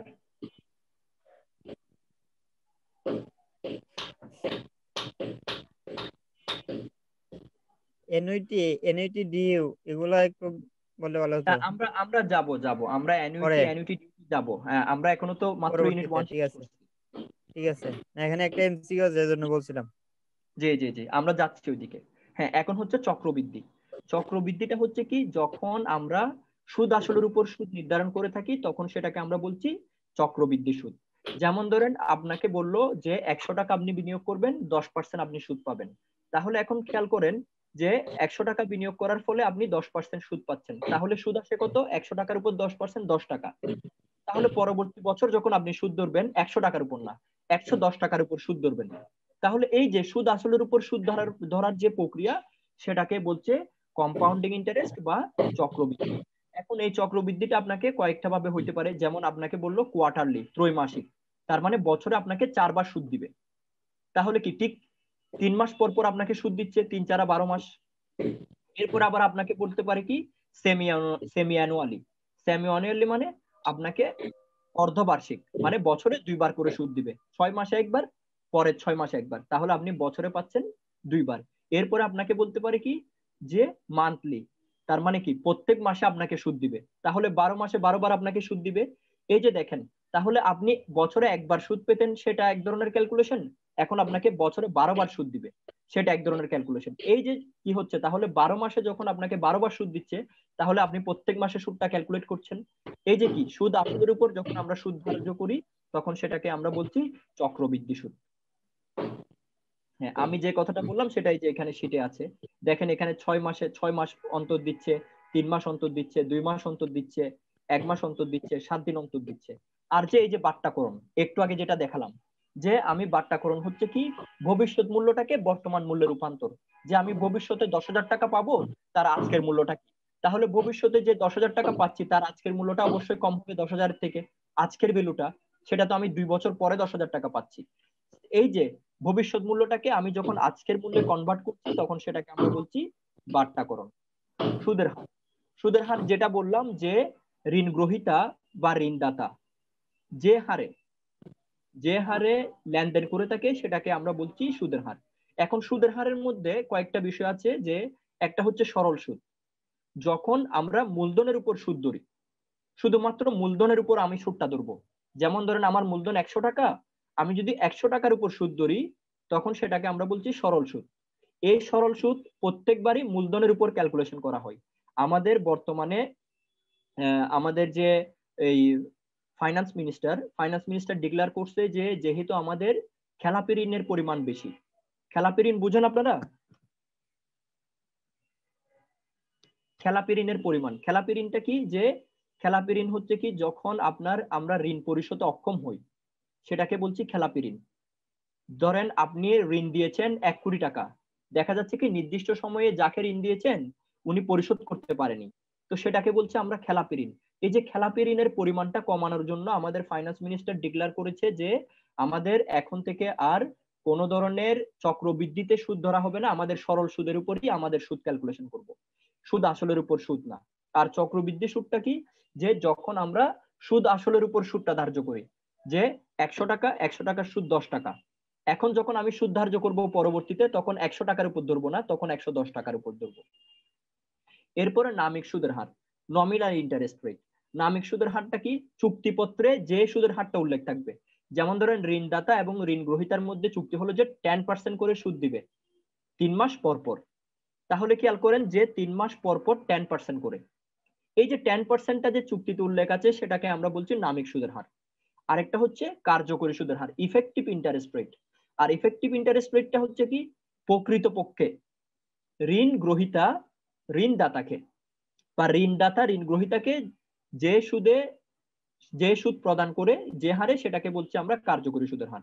কিভাবে একটু বোঝার চেষ্টা করেন। যেমন ধরেন চুক্তিতে উল্লেখ আছে হচ্ছে যে 10% সুদ দিবে 100 টাকার উপর 3 মাস পর পর। তাহলে এখন খেয়াল করেন 3 মাস পর পর যদি দেয় 10% করে, তাহলে দেখেন বছরে কয়বার দিচ্ছে? বছরে 4 বার দিচ্ছে। তাহলে এখন দেখেন 4 বার যদি বছরে দেয় তাহলে সুদের হারটা কি 10% থাকবে না, সুদের হার বেড়ে যাবে। তার মানে বছরে 4 বার দিচ্ছে বলে। তাহলে এটা হচ্ছে কি প্রকৃতপক্ষে সুদের হার বা কার্যকরী সুদের হার। অর্থাৎ প্রকৃতপক্ষে ঋণ গ্রহীতা ঋণদাতাকে যে হারে সুদ প্রদান করে সেটাকে বলছি কার্যকরী সুদের হার বা ইফেক্টিভ ইন্টারেস্ট রেট। আর চুক্তিপত্রে যে সুদের হার উল্লেখ থাকে সেটাকে বলছি আমরা নামিক সুদের হার। হ্যাঁ, আর নামিক সুদের হারটা কম হয়ে থাকে, কার্যকরী সুদের হারটা বেশি হয়ে থাকে। আর নামিক সুদের হারটা কিভাবে আসে? নামিক সুদের হার হচ্ছে সরল সুদ, আর কার্যকরী সুদের হারটা হচ্ছে চক্রবৃদ্ধি সুদ। হ্যাঁ, এখানে দেখেন সরল সুদ আর চক্রবৃদ্ধি সুদের একটা পার্থক্য দেখাচ্ছে। এটা আমি আগেই বলছি যে সরল সুদ হচ্ছে কোনটা? যে সুদটা আসলের উপর নির্ধারণ করা হয় সেটাকে বলছি সরল সুদ। আর যে সুদটা সুদ আসলের উপর নির্ধারণ করা হয়, সুদ যোগ আসল, সুদ আসলের উপর যখন আবার সুদ নির্ধারণ করা হয় তখন সেটাকে বলছি আমরা চক্রবৃদ্ধি সুদ। সরল সুদের পরিমাণটা কম হয়ে থাকে, চক্রবৃদ্ধি সুদের পরিমাণটা বেশি হয়ে থাকে। ঠিক আছে? সরল সুদের ক্ষেত্রে কি কিস্তির পরিমাণ কম, আর চক্রবৃদ্ধির ক্ষেত্রে কিস্তির পরিমাণ বেশি হয়ে থাকে। ইউনিট 2 নিয়ে যদি কোনো প্রশ্ন থাকে তাহলে প্রশ্ন করেন। স্যার নামিক সুদ আর কার্যকরী সুদটা যদি আবার একটু বলতেন ভালো হতো। আচ্ছা, নামিক সুদের হার বললাম যে নামিক সুদের হার হচ্ছে ওই সুদের হার যেটা আপনার ঋণপত্রের যে চুক্তি সে চুক্তিতে উল্লেখ থাকে। যেমন ধরেন কোন একটা ব্যাংক আপনাকে বলল যে আপনাকে 10,000 টাকার উপর 10% করে 3 মাস অন্তর অন্তর সুদ দিবে। তাহলে এখন দেখেন এই যে চুক্তিপত্রে উল্লেখ আছে 10%, এই 10% হচ্ছে নামিক সুদের হার, এটা নামমাত্র। কিন্তু খেয়াল করেন আপনি যখন সুদের হার ক্যালকুলেশন করবেন যেহেতু 3 মাস অন্তর অন্তর, তাহলে কি 3 মাস অন্তর অন্তর মানে 3 4 12 মাস, তাহলে বছরে দিচ্ছে কয়বার? 4 বার। তাহলে এখন 4 বার যদি আপনি সুদ দেন তাহলে সেটা তো আর 10% থাকবে না। এই যে 4 মাস অন্তর অন্তর যখন আপনি দিচ্ছেন তাহলে কি 4 মাস অন্তর অন্তর দেওয়াতে কি সুদের হারটা আরো বাড়তেছে। এই জন্য প্রকৃতপক্ষে ঋণ গ্রহীতা ঋণদাতাকে যে হারে সুদ প্রদান করে সেটাকে আমরা বলছি কার্যকরী সুদের হার। আর চুক্তিপত্রে যে সুদের হারটা উল্লেখ থাকে সেটাকে বলছি আমরা নামিক সুদের হার। আর কারো কোনো প্রশ্ন আছে? নামিক সুদ আর সরল সুদের মধ্যে কোনো পার্থক্য আছে? হ্যাঁ, নামিক সুদের হার আর সরল সুদের মধ্যে পার্থক্য আছে। যে যেমন ধরেন সরল সুদ হচ্ছে কি, যে প্রত্যেক সময় মূলধনের উপর ধার্য করা হচ্ছে, এই সুদটা হচ্ছে সরল সুদ। আর নামিক সুদের হার বলতে যেটা আমরা বলছি সেটা হচ্ছে চুক্তিপত্রে যে সুদের হারটা উল্লেখ থাকে, চুক্তিপত্রে সুদের হার যেটা উল্লেখ থাকে, যেটা দিয়ে আমরা ক্যালকুলেশন করছি না, যে সুদের হার চুক্তিপত্রে উল্লেখ থাকে সেটাকে বলছি নামিক সুদের হার। আর সরল সুদ সেটা হচ্ছে একটা ক্যালকুলেশন প্রসেস, যে আমরা প্রত্যেক বছর মূলধনের উপর সুদ ধরি, সেটাকে বলছি সরল সুদ। তাহলে আমরা ইউনিট 3 স্টার্ট করছি। আর তো কোনো কোয়েশ্চেন নাই? স্যার একটু ইম্পর্টেন্ট কয়েকটা কোশ্চেন একটু যদি আপনি আলোচনা করে দিতেন আর কি, ওখান থেকে 2-3টা প্রশ্ন। আসলে মোটামুটি সবগুলো প্রশ্নই কিন্তু খুবই ইম্পর্টেন্ট। মানে বেসিকটা হচ্ছে মূলত আপনাকে রাখতে হবে। যদি আপনি দেখেন, যেমন ধরেন এখানে দিছে কি, যে একটা খেয়াল করেন যে 6 নাম্বার কোয়েশ্চেনটা, যে সুদের হার বাড়লে কোনটি বৃদ্ধি পায়। আমি যেটা বলছিলাম যে সুদের হারটা, সুদের হারের সাথে আপনি খেয়াল করেন যে আমি যখন সুদের হারটা যত বাড়ে আমার বর্তমান মূল্য তত কমে, আর সুদের হার যত বাড়ে আমার ভবিষ্যৎ মূল্য তত বাড়ে। তার মানে কি, আপনি সবসময় ওই যে সূত্রটাতে দেখবেন, আমরা যখন প্রেজেন্ট ভ্যালু বের করি, প্রেজেন্ট ভ্যালু বের করতে গেলে কি করে থাকি, future value into 1 plus r to the power n। তার মানে কি, ফিউচার ভ্যালু যখন আমরা বের করি তখন গুণ করে থাকি। তাহলে এখন দেখেন সুদের হারের সাথে গুণ হচ্ছে, তাহলে সুদের হার যত বাড়তে থাকে আমার ভবিষ্যৎ মূল্য তত বাড়তে থাকে, আর সুদের হার যত কমতে থাকে আমার দেখা যায় ভবিষ্যৎ মূল্য তত কমতে থাকে। এই যে এখানে এই জন্য এটাই বলছে যে সুদের হার বাড়লে কোনটি বৃদ্ধি পায়। তাহলে দেখেন ভবিষ্যৎ মূল্য বাড়ে। এরপরে দেখেন ইআইআর। ইআইআর এর পূর্ণরূপটা কি? ইআইআর এটা হচ্ছে কার্যকরী সুদের হার, যেটা আমরা পড়েছি একটু আগে, ইফেক্টিভ ইন্টারেস্ট রেট। ইআইআর, এজন্য আপনারা যখন একটু ফাইন্যান্সটা পড়বেন তখন ইংলিশ টার্ম গুলো একটু মাথায় রাখবেন। অনেক সময় দেখা যায় কি ইংলিশ টার্ম গুলো তুলে দেয়। হ্যাঁ, এখন প্রশ্ন আসতে পারে যে ইংলিশ টার্ম গুলো কেন তুলে দেয়, যেহেতু আমরা বাংলা মিডিয়ামে পড়ি ইংলিশ টার্ম কেন দিচ্ছে? এখানে ইয়াটা হচ্ছে কি, ব্যাপারটা হচ্ছে কি, যেমন আপনি অ্যানুইটি পড়ছেন, আপনি প্রেজেন্ট ভ্যালু বলছেন, আপনি ফিউচার ভ্যালু বলছেন, এটার বাংলা হচ্ছে ভবিষ্যৎ। দেখা যায় কি স্যাররা যখন কোয়েশ্চেন করে তখন এই যে কয়েকটা ইংলিশ টার্ম দিয়ে দেয়, সবগুলো না, যেগুলো আপনার মাথায় রাখা দরকার, যেমন ইআইআর, অ্যানুইটি, এরপরে হচ্ছে present value, future value, interest rate, এই যে কমন জিনিসগুলোর ইংলিশ টার্মগুলো দিয়ে থাকে, এই জন্য টার্মগুলো একটু মাথায় রাখতে হবে। হ্যাঁ, এরপরে যে সরল সুদ কি একটু আগে বললাম, চক্রবৃদ্ধি সুদটা কি। আচ্ছা, এখানে আরেকটা জিনিস দেখেন যে 12 নম্বর কোয়েশ্চেনে বললো যে বার্ষিক সুদের হারকে 1 বছরের চেয়ে ছোট কোনো মেয়াদের জন্য প্রকাশ করা হলে তাকে কি বলবে? পিরিয়ডিক। আমরা এটাকে কি বলে থাকি? পিরিয়ডিক বলে থাকি। কিভাবে বলছি সেটা, যেমন দেখেন মেয়াদি সুদের হার, বার্ষিক সুদের হার আপনি 10 বছরে দেখা যাচ্ছে কি আপনি প্রত্যেক বছর 10% করে পাবেন, তাহলে হচ্ছে এটা সিম্পল ইন্টারেস্ট রেট, বার্ষিক। এখন খেয়াল করেন এই বার্ষিক 10% সুদটাকে যখন আপনি বললেন যে 4 ভাবে দিবেন, 4 বার করে দিবেন, তখন দেখেন এই যে 4 মাস 3 মাস 1 বছরের কম, 1 বছরের কম সময়ের জন্য যখন হচ্ছে তখন সেটাকে 2 মাস বলতে পারি, 7 দিন বলতে পারি, 15 দিন বলতে পারি। এই যে এটাকে বলছে মেয়াদি, পিরিয়ডিক ইন্টারেস্ট। এটা একটা মেয়াদের মধ্যে হচ্ছে 3 মাস মেয়াদ, 4 মাস মেয়াদ, যেটা 1 বছরের কম, এই সুদটাকে আমরা বলছি মেয়াদি বা পিরিয়ডিক ইন্টারেস্ট। আচ্ছা, এখন আমরা অ্যানুইটি ইউনিট 3 তে চলে আসি। অ্যানুইটি, যেটা আপনি একটু আগে জানতে চেয়েছিলেন যে অ্যানুইটিটা কি। হ্যাঁ, এখন খেয়াল করেন অ্যানুইটি হচ্ছে নগদ প্রবাহের সমপরিমাণ ধারাকে আমরা বলে থাকি অ্যানুইটি। এখন নগদ প্রবাহের সমপরিমাণ ধারাটা কি হইতে পারে? হ্যাঁ, যেমন আমরা এটা বলতে পারি হচ্ছে, বোর্ডটা দেখছেন কিনা আমাকে একটু এনশিওর করবেন, বোর্ডটা কি দেখা যাচ্ছে? জি স্যার, দেখা যাচ্ছে। ওকে, থ্যাংক ইউ। হ্যাঁ, এখন ধরেন আপনি একটা দেখা যাচ্ছে একটা ফ্রিজ কিনবেন। হ্যাঁ, এখন আপনি ফ্রিজের দোকানে গেলেন, ধরেন ওয়ালটনে গেলেন, তো ওয়ালটন আপনাকে বললো যে ফ্রিজটা আপনাকে দিবে, ফ্রিজের দাম হচ্ছে 50,000 টাকা। দেখা যাচ্ছে আপনি কিস্তিতে আপনি প্রত্যেক মাসে 5,000 টাকা করে দিয়ে এই ফ্রিজটা কিনতে পারবেন। তাহলে এখন দেখেন আপনি প্রত্যেক মাসে 5,000 করে দিচ্ছেন, তাহলে এই যে আপনি দেখা যাচ্ছে এই 1 মাসে দিলেন 5,000, পরের দ্বিতীয় মাসে দিলেন 5,000, তৃতীয় মাসে দিলেন 5,000, এইভাবে আপনি দিচ্ছেন। তাহলে দেখেন একটা সময় গিয়ে কি হবে, আপনার এই ইনস্টলমেন্ট শেষ হবে, আপনি ফ্রিজের মূল্য পরিশোধ করবেন। তার মানে কি একটা নির্দিষ্ট সময় ধরে এভাবে আপনি 5,000 করে 5 বছর কিন্তু দিবেন। তাহলে যখন একটা নির্দিষ্ট সময় ধরে নগদ প্রবাহের ধারাটা সমান থাকবে, সমপরিমাণ নগদ প্রবাহের ধারা থাকবে, সেটাকে আমরা বলছি অ্যানুইটি। অর্থাৎ একটা নির্দিষ্ট সময় পর্যন্ত নগদ প্রবাহের, সেটা নগদ আন্তঃপ্রবাহ হতে পারে, সেটা নগদ বহিঃপ্রবাহ হতে পারে। কিভাবে আন্তঃপ্রবাহ, কিভাবে বহিঃপ্রবাহ? আমি যখন ফ্রিজটা কিনছি, তার মানে এই 5,000 করে আমি দিচ্ছি, তাহলে আমার জন্য সেটা বহিঃপ্রবাহ। আবার যিনি ফ্রিজটা কিনছেন, যিনি ফ্রিজটা বিক্রি করছেন, তার জন্য 5,000 টাকা করে সে পাচ্ছে, তার জন্য এটা আন্তঃপ্রবাহ। তাহলে আমার জন্য যেটা বহিঃপ্রবাহ, তার জন্য সেটা আন্তঃপ্রবাহ। অর্থাৎ নগদ প্রবাহের এই দুইটা, আন্তঃপ্রবাহ আর বহিঃপ্রবাহ মিলে আমরা বলছি নগদ প্রবাহ। অর্থাৎ একটা নির্দিষ্ট সময় পর্যন্ত সমপরিমাণ নগদ প্রবাহের ধারাকে বলছি আমরা অ্যানুইটি। আবার আরে অন্যভাবে বলা যায় যে সাপোজ আপনি দেখা যাচ্ছে লোন নিলেন, এখন লোনটা আপনি কিস্তির বিনিময়ে নিলেন, যেটা আমরা দেখা যায় মহাজনরা যেটা করে থাকে গ্রামে গঞ্জে বা বিভিন্ন ব্যাংকে। যদি আমি লোন নিই ইনস্টলমেন্ট বেসিসে, তখন দেখা যাচ্ছে আমি 5 লক্ষ টাকা লোন নিলাম, এখন আমাকে বললো যে আপনি প্রত্যেক মাসে 10,000 করে দিবেন কথার কথা। তাহলে এই যে আমি প্রত্যেক মাসে 10,000 করে দিতে থাকবো, তাহলে দেখেন কয় বছর ধরে দিব? 3 বছর ধরে দিব। তাহলে এই যে 3 বছর ধরে আমি নগদ প্রবাহটা প্রত্যেক মাসে 10,000 করে দিচ্ছি, এটাকে বলছে অ্যানুইটি। হ্যাঁ, এখন আমরা যেটা দেখবো সেটা হচ্ছে অ্যানুইটিটাকে আমরা দুইটা ভাগে ভাগ করতে পারি। একটা হচ্ছে অর্ডিনারি অ্যানুইটি, একটা হচ্ছে অ্যানুইটি ডিউ। অর্ডিনারি অ্যানুইটিটা কি, অ্যানুইটি ডিউটা কি? অর্ডিনারি অ্যানুইটি হচ্ছে সাধারণ অ্যানুইটি, যখন নগদ প্রবাহের যে ধারা, নগদ প্রবাহের যে ধারা সেটা যদি নির্দিষ্ট সময় শেষে ঘটে, যেমন প্রত্যেক বছরের শেষে, প্রত্যেক মাসের শেষে, প্রত্যেক সপ্তাহের শেষে, যখন নগদ প্রবাহের ধারাটা নির্দিষ্ট বা অর্ডিনারি অ্যানুইটি।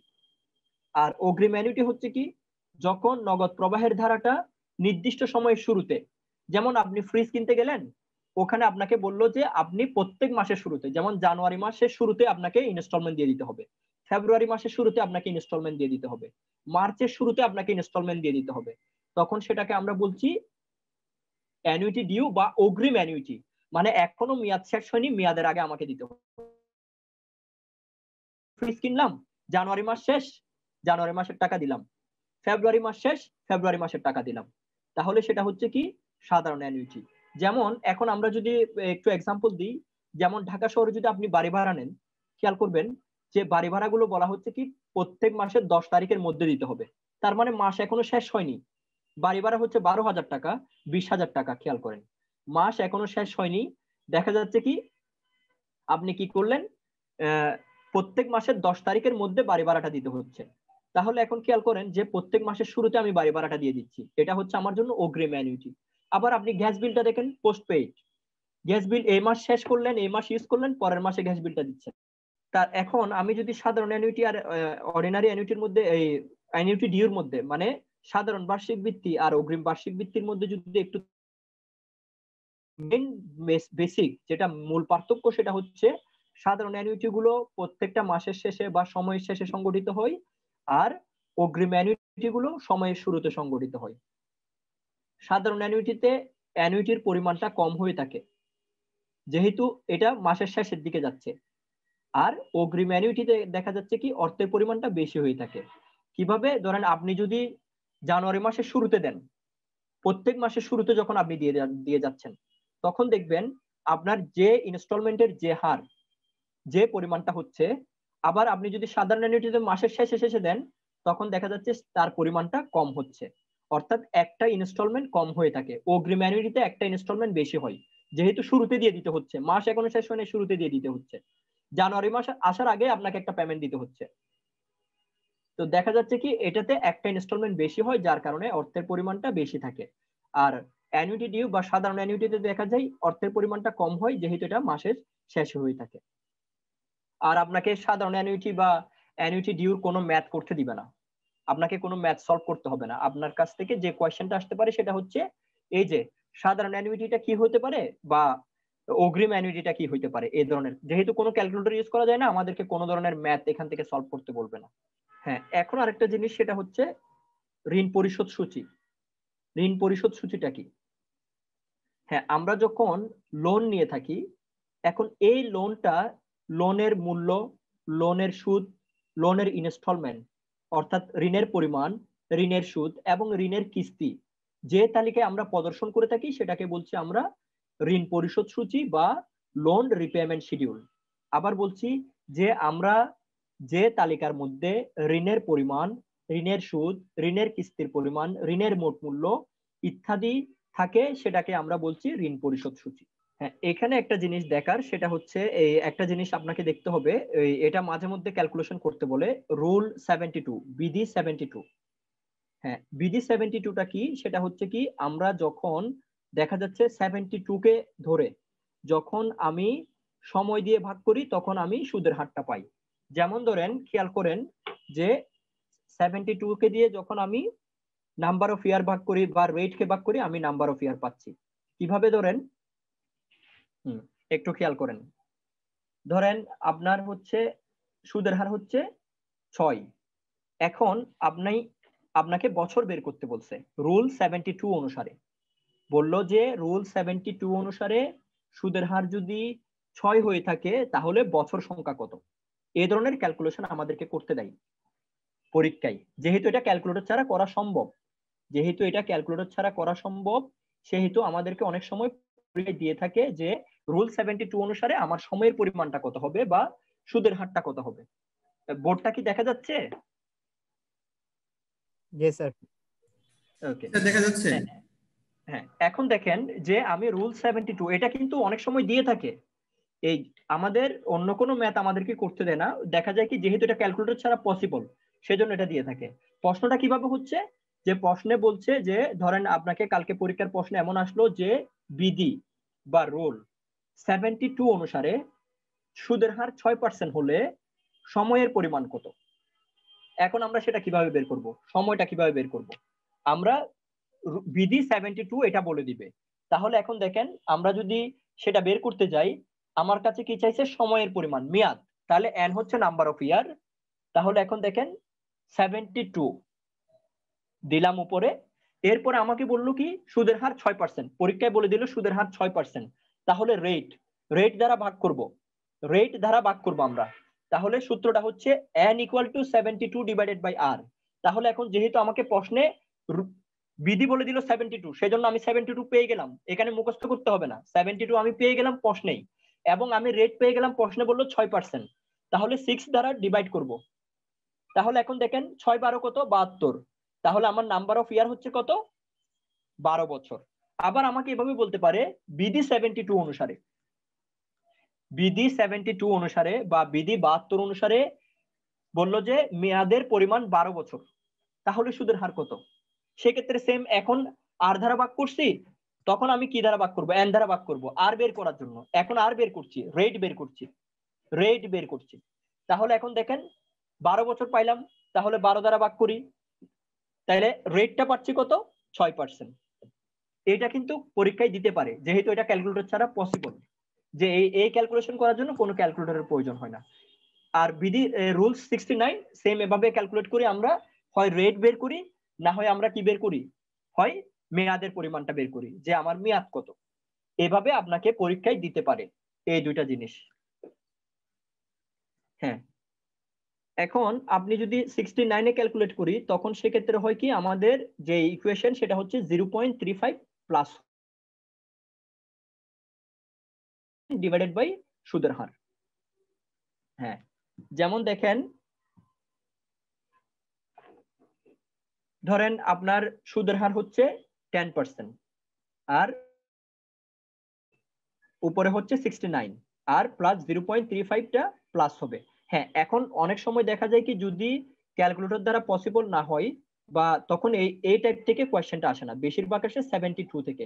0.35 এর সাথে ক্যালকুলেশন করে আমাদেরকে 69 দ্বারা এটা করতে হয়। হ্যাঁ, এখন খেয়াল করেন যে কিভাবে সেটা আমরা করে থাকি। বিধি 69 অনুসারে আমরা এখন 69 অনুসারে ক্যালকুলেশনটা আমরা দেখব। সেখানে যে আমাদের যে সূত্রের যে সিস্টেম, সেখানে বলছে যে আমি যখন মেয়াদটা বের করব, আমি যখন, আপনারা দেখছেন না, আমার বোর্ডটা দেখছেন না? জি স্যার, দেখা যাচ্ছে। ওকে, তবে ক্লিয়ার দেখা যাচ্ছে না। হ্যাঁ, জি, এখন দেখা যাচ্ছে। আচ্ছা আচ্ছা আচ্ছা। যখন বললাম যে আমি রুল 69 এ ক্যালকুলেট করব, রুল 69 বিডি 72 না, প্রশ্নে যখন বলবে রুল 69 তখন আপনাকে মাথায় রাখতে হবে 72 তে ক্যালকুলেট করলে হবে না। তাহলে ওখানে প্রশ্নে আপনাকে বলে দিবে যে বিডি 72, রুল 72 অর রুল 69। এখন রুল 69 যদি আপনাকে বলে তাহলে কিভাবে ক্যালকুলেট করবেন? রুল 69 যখন বলছে তার মানে 69 দেয়া আছে, তার মানে আপনি 69 বসাই দিবেন। হ্যাঁ, এখন ধরেন আপনাকে সুদের হার দিল 3% ডিভাইডেড বাই 3 প্লাস 0.35। এই 0.35 কোত্থেকে পাচ্ছেন? এটা হচ্ছে আপনার সূত্র থেকে এই 0.35 টা পাচ্ছেন। এখন দেখেন আমি যদি ভাগ করি, এই 3 দুগুণ 6, 3 তারিখা 9, তাহলে এখন দেখেন 0.35 প্লাস 23, এই যে ভাগ করে পাইলাম, এটা কিন্তু ক্যালকুলেটর ছাড়া পসিবল এই ভাগটা করা। তাহলে কি হচ্ছে, এটা 23 এর সাথে যখন আমি 0.35 প্লাস করতেছি তার মানে কি 23.35। এই যে এই ক্যালকুলেশন, নরমাল ক্যালকুলেশন, এগুলো ক্যালকুলেটর ছাড়া পসিবল। পরীক্ষায় হয়তো এভাবে নরমাল ক্যালকুলেশন দিবে। হ্যাঁ, যে ক্যালকুলেশনটা নরমালি করা পসিবল না ক্যালকুলেটর ছাড়া, সেটা দিবে না। এভাবে করে আমরা রুল 69 এর ক্যালকুলেশনটা করতে পারি। এই মানে আপনি প্রেজেন্ট ভ্যালু, ফিউচার ভ্যালু বা টাইম ভ্যালু মানি থেকে যদি কোনো ম্যাথ দেয়, তাহলে ম্যাথমেটিক্যাল কোনো ক্যালকুলেশন দেয় বেসিক কোয়েশ্চেন ছাড়া, সেক্ষেত্রে সেটা হচ্ছে রুল 72 অথবা রুল 69, এই দুইটা থেকেই দিয়ে থাকে। এখন যা আলোচনা করেছি এই অ্যানুইটি নিয়ে, কোনো প্রশ্ন আছে কিনা একটু দেখেন। কারো যদি কোনো প্রশ্ন থাকে হ্যান্ড রেজ করুন, তাকে আমি সুযোগ দিব প্রশ্ন করার জন্য। কারো কোনো কোশ্চেন থাকলে হ্যান্ড রেজ করুন প্লিজ। স্যার মনে হয় কোনো প্রশ্ন নেই, আপনি কন্টিনিউ করুন। ওকে, থ্যাংক ইউ। হ্যাঁ, এখন আমরা যেটা দেখবো সেটা হচ্ছে আর্থিক বিশ্লেষণ। এতক্ষণ আমরা অর্থের সময় মূল্যের ধারণা দেখেছি, অর্থের সময় মূল্যের ক্যালকুলেশন গুলো দেখেছি, এখন আমরা দেখবো আর্থিক বিশ্লেষণ। তাহলে আর্থিক বিশ্লেষণটা কি? Financial analysis. যখন আমরা কোনো একটা আর্থিক প্রতিষ্ঠানের যখন আমরা তার আর্থিক বিবরণীকে বিশ্লেষণ করে থাকি, সেটাকে আমরা বলছি আর্থিক বিশ্লেষণ। আর্থিক বিবরণীগুলোকে যখন আমরা বিশ্লেষণ করে থাকি, আর্থিক বিশ্লেষণের ক্ষেত্রে অ্যাকাউন্টিং এর সাথে কিছুটা সম্পর্ক আছে। অ্যাকাউন্টিং যে স্টেটমেন্ট গুলো প্রস্তুত করে থাকে, হিসাব বিজ্ঞান যে তথ্যগুলো আমাদেরকে প্রোভাইড করে, আমরা সেগুলোকে বিশ্লেষণ করব। অ্যাকাউন্টিং এর সাথে ফাইন্যান্সের এই জায়গায় একটা বেসিক পার্থক্য রয়েছে। পার্থক্য হচ্ছে আপনার অ্যাকাউন্টিং এর কাজ হচ্ছে ফাইন্যান্সিয়াল স্টেটমেন্ট গুলো, আর্থিক বিবরণী প্রস্তুত করা, সে আর্থিক বিবরণীগুলো প্রোভাইড করা, তথ্য সরবরাহ করা। আর সরবরাহকৃত যে তথ্যগুলো রয়েছে, যে তথ্য অ্যাকাউন্টিং আমাকে দিচ্ছে, সেটাকে যখন আমি বিশ্লেষণ করে, সেটাকে আমি যাচাই বাছাই করে যখন আমি আর্থিক সিদ্ধান্ত গ্রহণ করি, সেটাকে আমরা বলছি আর্থিক বিশ্লেষণ। তাহলে কি, একটা প্রতিষ্ঠানের আর্থিক বিবরণী সমূহকে যখন আমরা বিশ্লেষণ করি, অ্যানালাইসিস করি সিদ্ধান্ত গ্রহণের জন্য, তখন সেটাকে আমরা বলছি আর্থিক বিশ্লেষণ। তাহলে এখন আমি আর্থিক বিশ্লেষণ যদি করতে যাই, আমাকে অবশ্যই আর্থিক বিবরণী জানতে হবে। আর্থিক বিবরণী কি? হ্যাঁ, এখন আমাকে আর্থিক বিবরণীর কয়েকটা স্টেপ আছে। যেমন 1 নাম্বার স্টেপ হচ্ছে উদ্ধৃত্তপত্র বা উদ্ধর্তপত্র বা ব্যালেন্স শিট। অর্থাৎ যে বিবরণীটা একটা নির্দিষ্ট দিনের জন্য, মাথায় রাখবেন, একটা নির্দিষ্ট দিনের জন্য যখন একটা প্রতিষ্ঠানের সম্পদ, দায় ও মালিকানা সত্ত্ব প্রকাশ করে, সেটাকে বলছি আমরা উদ্ধৃত্তপত্র। অর্থাৎ উদ্ধৃত্তপত্র হচ্ছে একটা প্রতিষ্ঠানের আর্থিক অবস্থাকে নির্দেশ করে, ফাইনান্সিয়াল পজিশন। মাথায় রাখবেন, উদ্ধৃত্তপত্র হচ্ছে একটা প্রতিষ্ঠানের আর্থিক অবস্থাকে নির্দেশ করবে, একটা নির্দিষ্ট দিনে সম্পদ, দায় ও মালিকানা সত্ত্বের পরিমাণ নির্দেশ করে, সেটাকে বলছি আমরা উদ্ধৃত্তপত্র, ফাইনান্সিয়াল পজিশন। আর আয় বিবরণী, আয় বিবরণী হচ্ছে একটা নির্দিষ্ট সময়ের জন্য বা একটা নির্দিষ্ট হিসাবকালের জন্য একটা প্রতিষ্ঠানের নিট আয়ের পরিমাণ, নিট মুনাফা বা নিট ক্ষতি নির্দেশ করে আয় বিবরণীতে। অর্থাৎ আয় বিবরণী প্রকাশ করে একটা প্রতিষ্ঠানের ফাইনান্সিয়াল পারফরমেন্স, আর্থিক ফলাফল। প্রয়োজন হলে একটু লিখে রাখেন, অনেক সময় দেয় যে উদ্ধৃত্তপত্র হচ্ছে ফাইনান্সিয়াল পজিশন, আর্থিক অবস্থা নির্দেশ করবে। ফাইনান্সিয়াল পজিশন, আপনার আর্থিক অবস্থা কি অবস্থায় আছে আপনারা। এরপর হচ্ছে আয় বিবরণী হচ্ছে ফাইনান্সিয়াল পারফরমেন্স, আপনার পারফরমেন্স কি। খেয়াল করেন যে আমরা যখন কোন একটা আর্থিক বিবরণী বা অ্যানুয়াল রিপোর্ট যখন আমরা দেখব, তখন আমরা তার পারফরমেন্সটা দেখি হচ্ছে তার আয়ের উপর ভিত্তি করে, যে তার এবছর আয় হলো 10 টাকা, সামনের বছর আয় গত বছর আয় ছিল 5 টাকা, তার পরের বছর আয় ছিল 2 টাকা, তাহলে দেখেন তার পারফরমেন্সটা ভালো। কিভাবে ভালো? কারণ সে 3 বছর আগে ছিল 2 টাকা মুনাফা করত, আবার পরের বছর এসে 5 টাকা, এই বছর এসে 10 টাকা। তাহলে এটা হচ্ছে ফাইন্যান্সিয়াল পারফরমেন্স, যেটা আমরা আয় বিবরণী থেকে দেখি। আর ফাইন্যান্সিয়াল পজিশন, তার আর্থিক অবস্থাটা কি অবস্থা, তার দায়ের পরিমাণ কতটুকু, সম্পদের পরিমাণ কতটুকু, মালিকানা সত্ত্বের পরিমাণ কতটুকু, এটা আমরা উদ্বৃত্ত পত্রের মাধ্যমে জানি। আর সংরক্ষিত আয় বিবরণী হচ্ছে কি? সংরক্ষিত আয় বিবরণী হচ্ছে, সংরক্ষিত আয়টা কি? সংরক্ষিত আয়টা হচ্ছে কি কোম্পানি ভবিষ্যতে বিনিয়োগ করার জন্য, ভবিষ্যতে বিনিয়োগ করার জন্য কোম্পানির নিট আয়ের যে অর্থটা ভবিষ্যতের জন্য রেখে দেয়, সেটাকে বলছি আমরা সংরক্ষিত আয় বিবরণী। তাহলে সংরক্ষিত আয় বিবরণীটাতে আমরা কি পেয়ে থাকি? যেমন এখানে আমরা লভ্যাংশ, প্রস্তাবিত লভ্যাংশ, এগুলো আমরা এখানে লিপিবদ্ধ করি নিট আয়ের সাথে বা সংরক্ষিত আয়ের সাথে। এরপরে নগদ প্রবাহ বিবরণী। নগদ প্রবাহ বিবরণী কি? যে একটা নির্দিষ্ট হিসাবকাল শেষে একটা প্রতিষ্ঠানের নগদ আন্তঃপ্রবাহ ও নগদ বহিঃপ্রবাহের পরিমাণ নির্ণয় করার জন্য আমরা নগদ প্রবাহ বিবরণীটা প্রস্তুত করে থাকি। এখন আমরা আর্থিক বিবরণীর কিছু কৌশল আছে, কৌশলগুলো আমরা দেখব। হ্যাঁ, একটা হচ্ছে তুলনামূলক আর্থিক বিবরণী বিশ্লেষণ।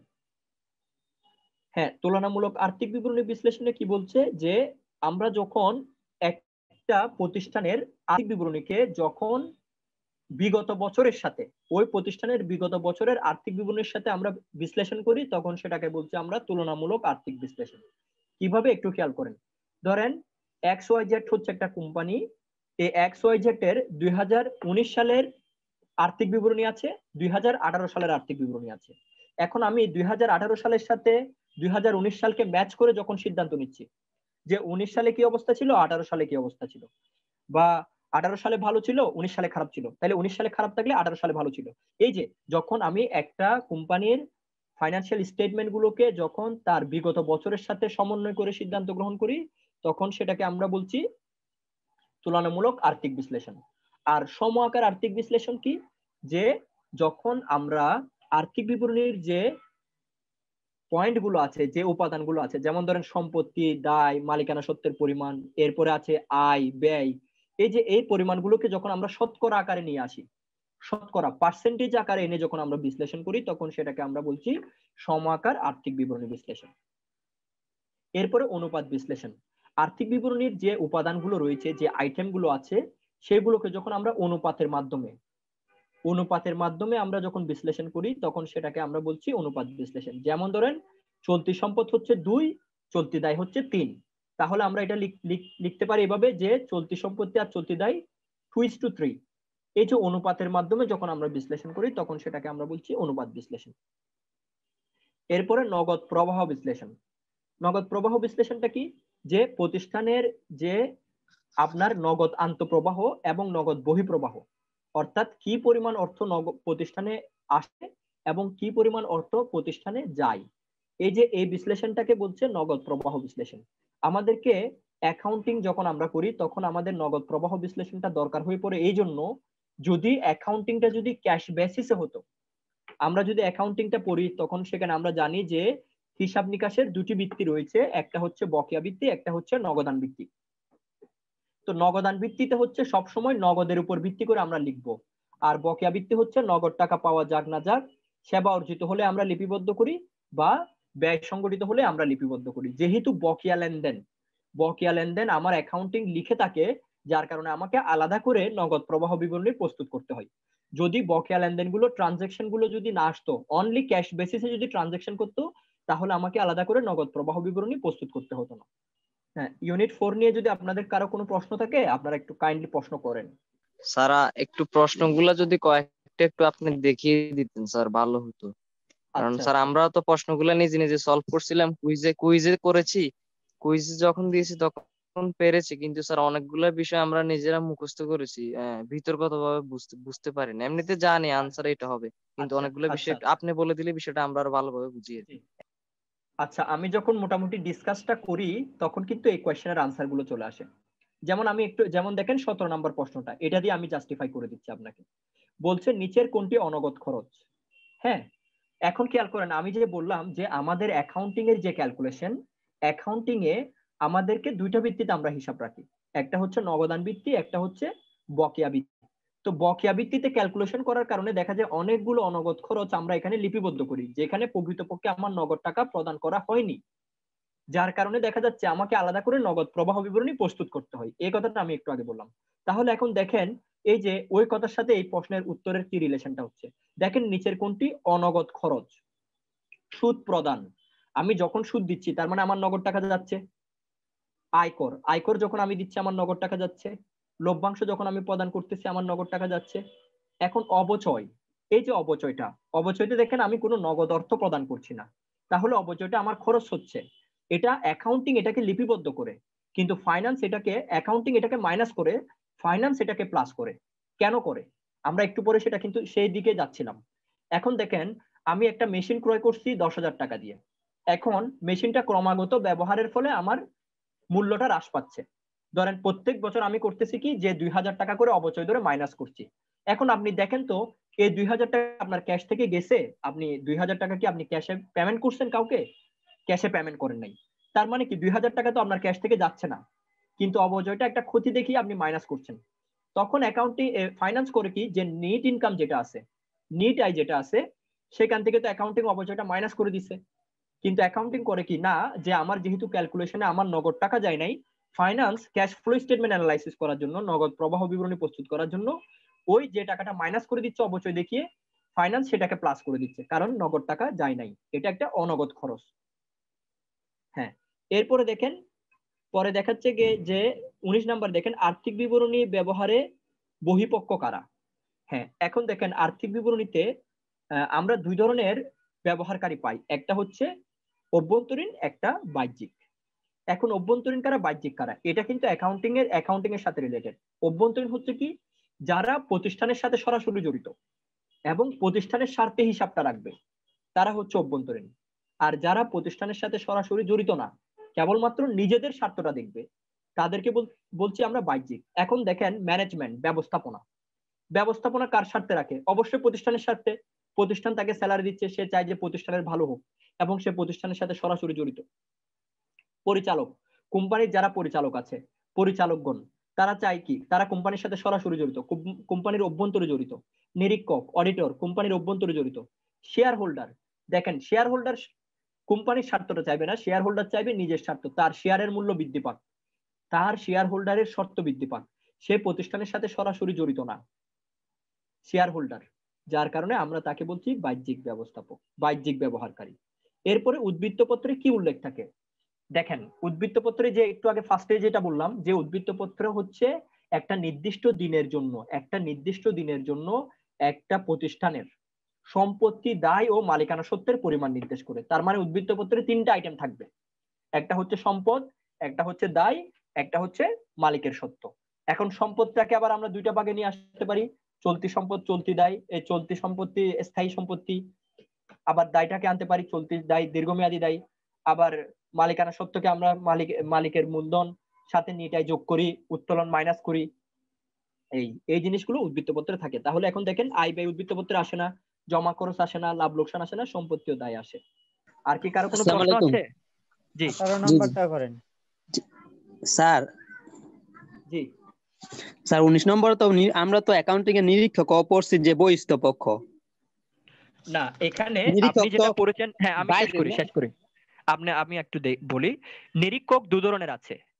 এখন অডিটরটা যদি আপনার প্রতিষ্ঠানে নিয়োজিত হয়ে থাকে, যেমন আপনি প্রতিষ্ঠানে এই অডিটরকে প্রতিষ্ঠান থেকে বেতন দেওয়া হয়, সে প্রতিষ্ঠানের যে হিসাবটা রাখে তার ভুল ত্রুটি সে বের করে, সেক্ষেত্রে নিরীক্ষকটা অভ্যন্তরীণ ব্যবহারকারী। আবার নিরীক্ষকটা যদি সরকার নিয়োজিত করে, যে এই প্রতিষ্ঠানে যেমন দুদক একজন অডিটর নিয়োগ করলো, ধরেন আপনার কোম্পানি নিয়ে দুদকে মামলা হলো, আপনার কোম্পানিতে দুদকে মামলা করলো যে আপনার কোম্পানি নিয়ে।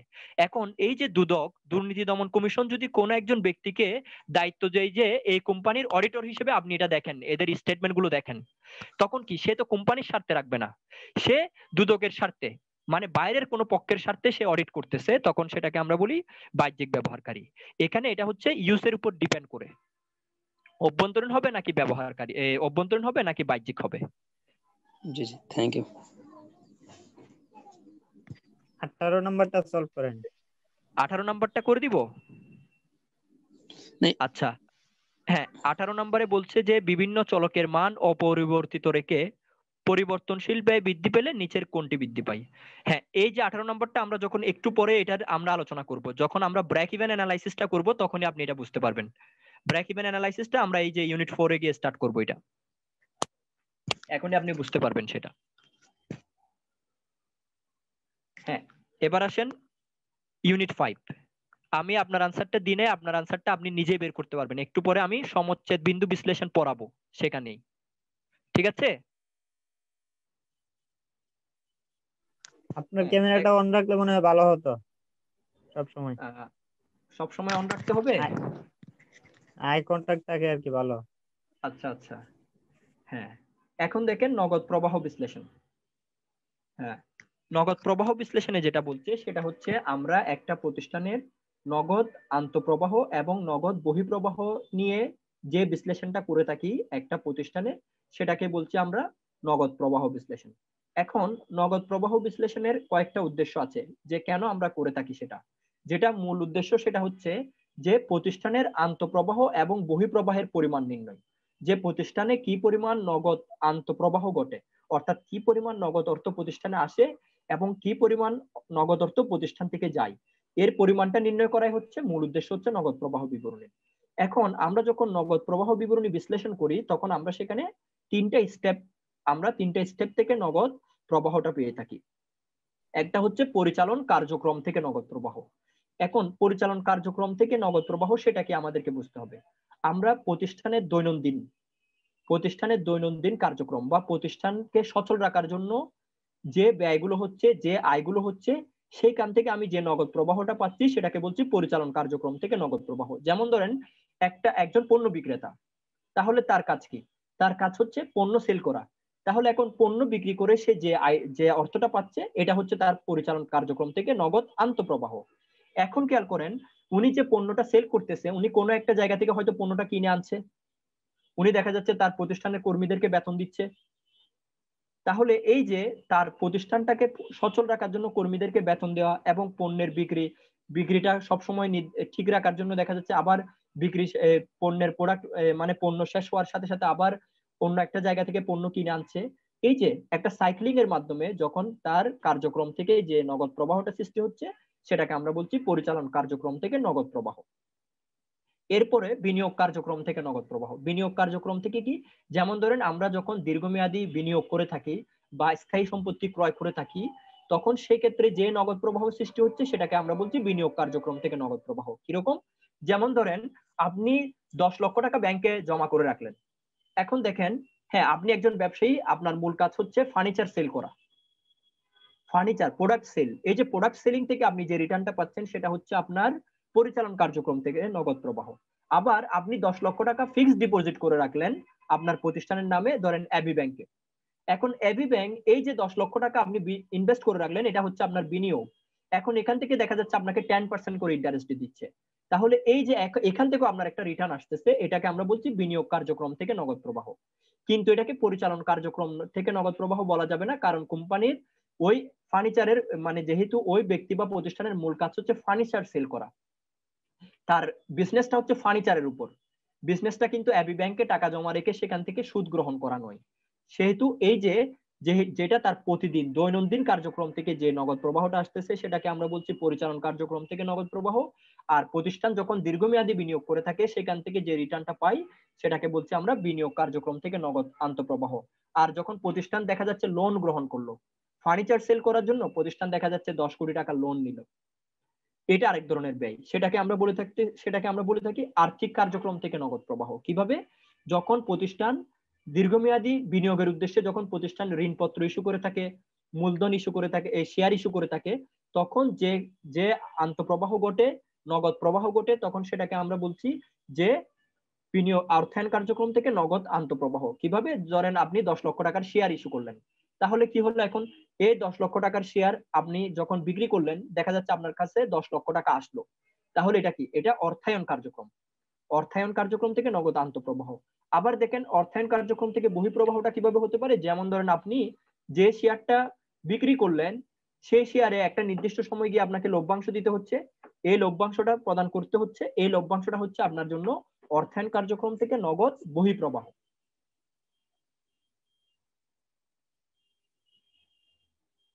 হ্যাঁ, নগদ রয়্যালটি, জি রয়্যালটি কি? রয়্যালটি হচ্ছে লভ্যাংশ। হ্যাঁ, রয়্যালটি লভ্যাংশ। যেমন কিরকম লভ্যাংশ আমি আপনাকে বলি, যে ধরেন টমাস আলভা এডিসনের নাম শুনেছেন?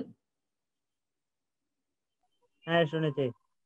আচ্ছা, যেমন ধরেন টমাস আলভা এডিসন বৈদ্যুতিক বাতি আবিষ্কার করলো। ধরেন আপনি একজন সায়েন্টিস্ট বা এমন একটা থিওরি আপনি নিয়ে আসলেন, যেমন ধরেন আপনি বৈদ্যুতিক বাতি আবিষ্কার করলেন, ধরেন আপনি এখন দেখা যাচ্ছে যেহেতু এই ইনভেনশনটা আপনার, এখন এই বৈদ্যুতিক বাতি দেখা যাচ্ছে অনেকগুলো কোম্পানি ইউজ করতেছে, সুপারস্টার বানাচ্ছে, বিভিন্ন কোম্পানি এই বৈদ্যুতিক বাতি বানাচ্ছে, কিন্তু এটা তো মূল আবিষ্কারক আপনি।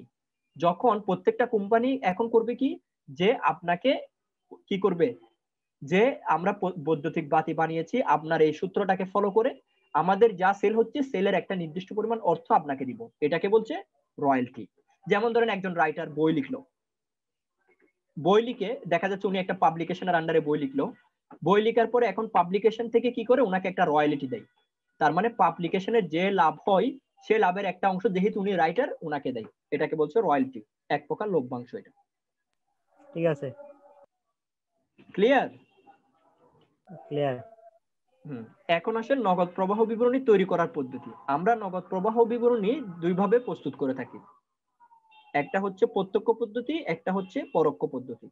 প্রত্যক্ষ পদ্ধতি হচ্ছে কি, যে পদ্ধতিতে নগদ প্রবাহের বিস্তারিত লিপিবদ্ধ থাকে, নগদ আন্তঃপ্রবাহ এবং বহিঃপ্রবাহের পরিমাণগুলো বিস্তারিতভাবে লিপিবদ্ধ থাকে, সেটাকে বলছি আমরা প্রত্যক্ষ পদ্ধতি।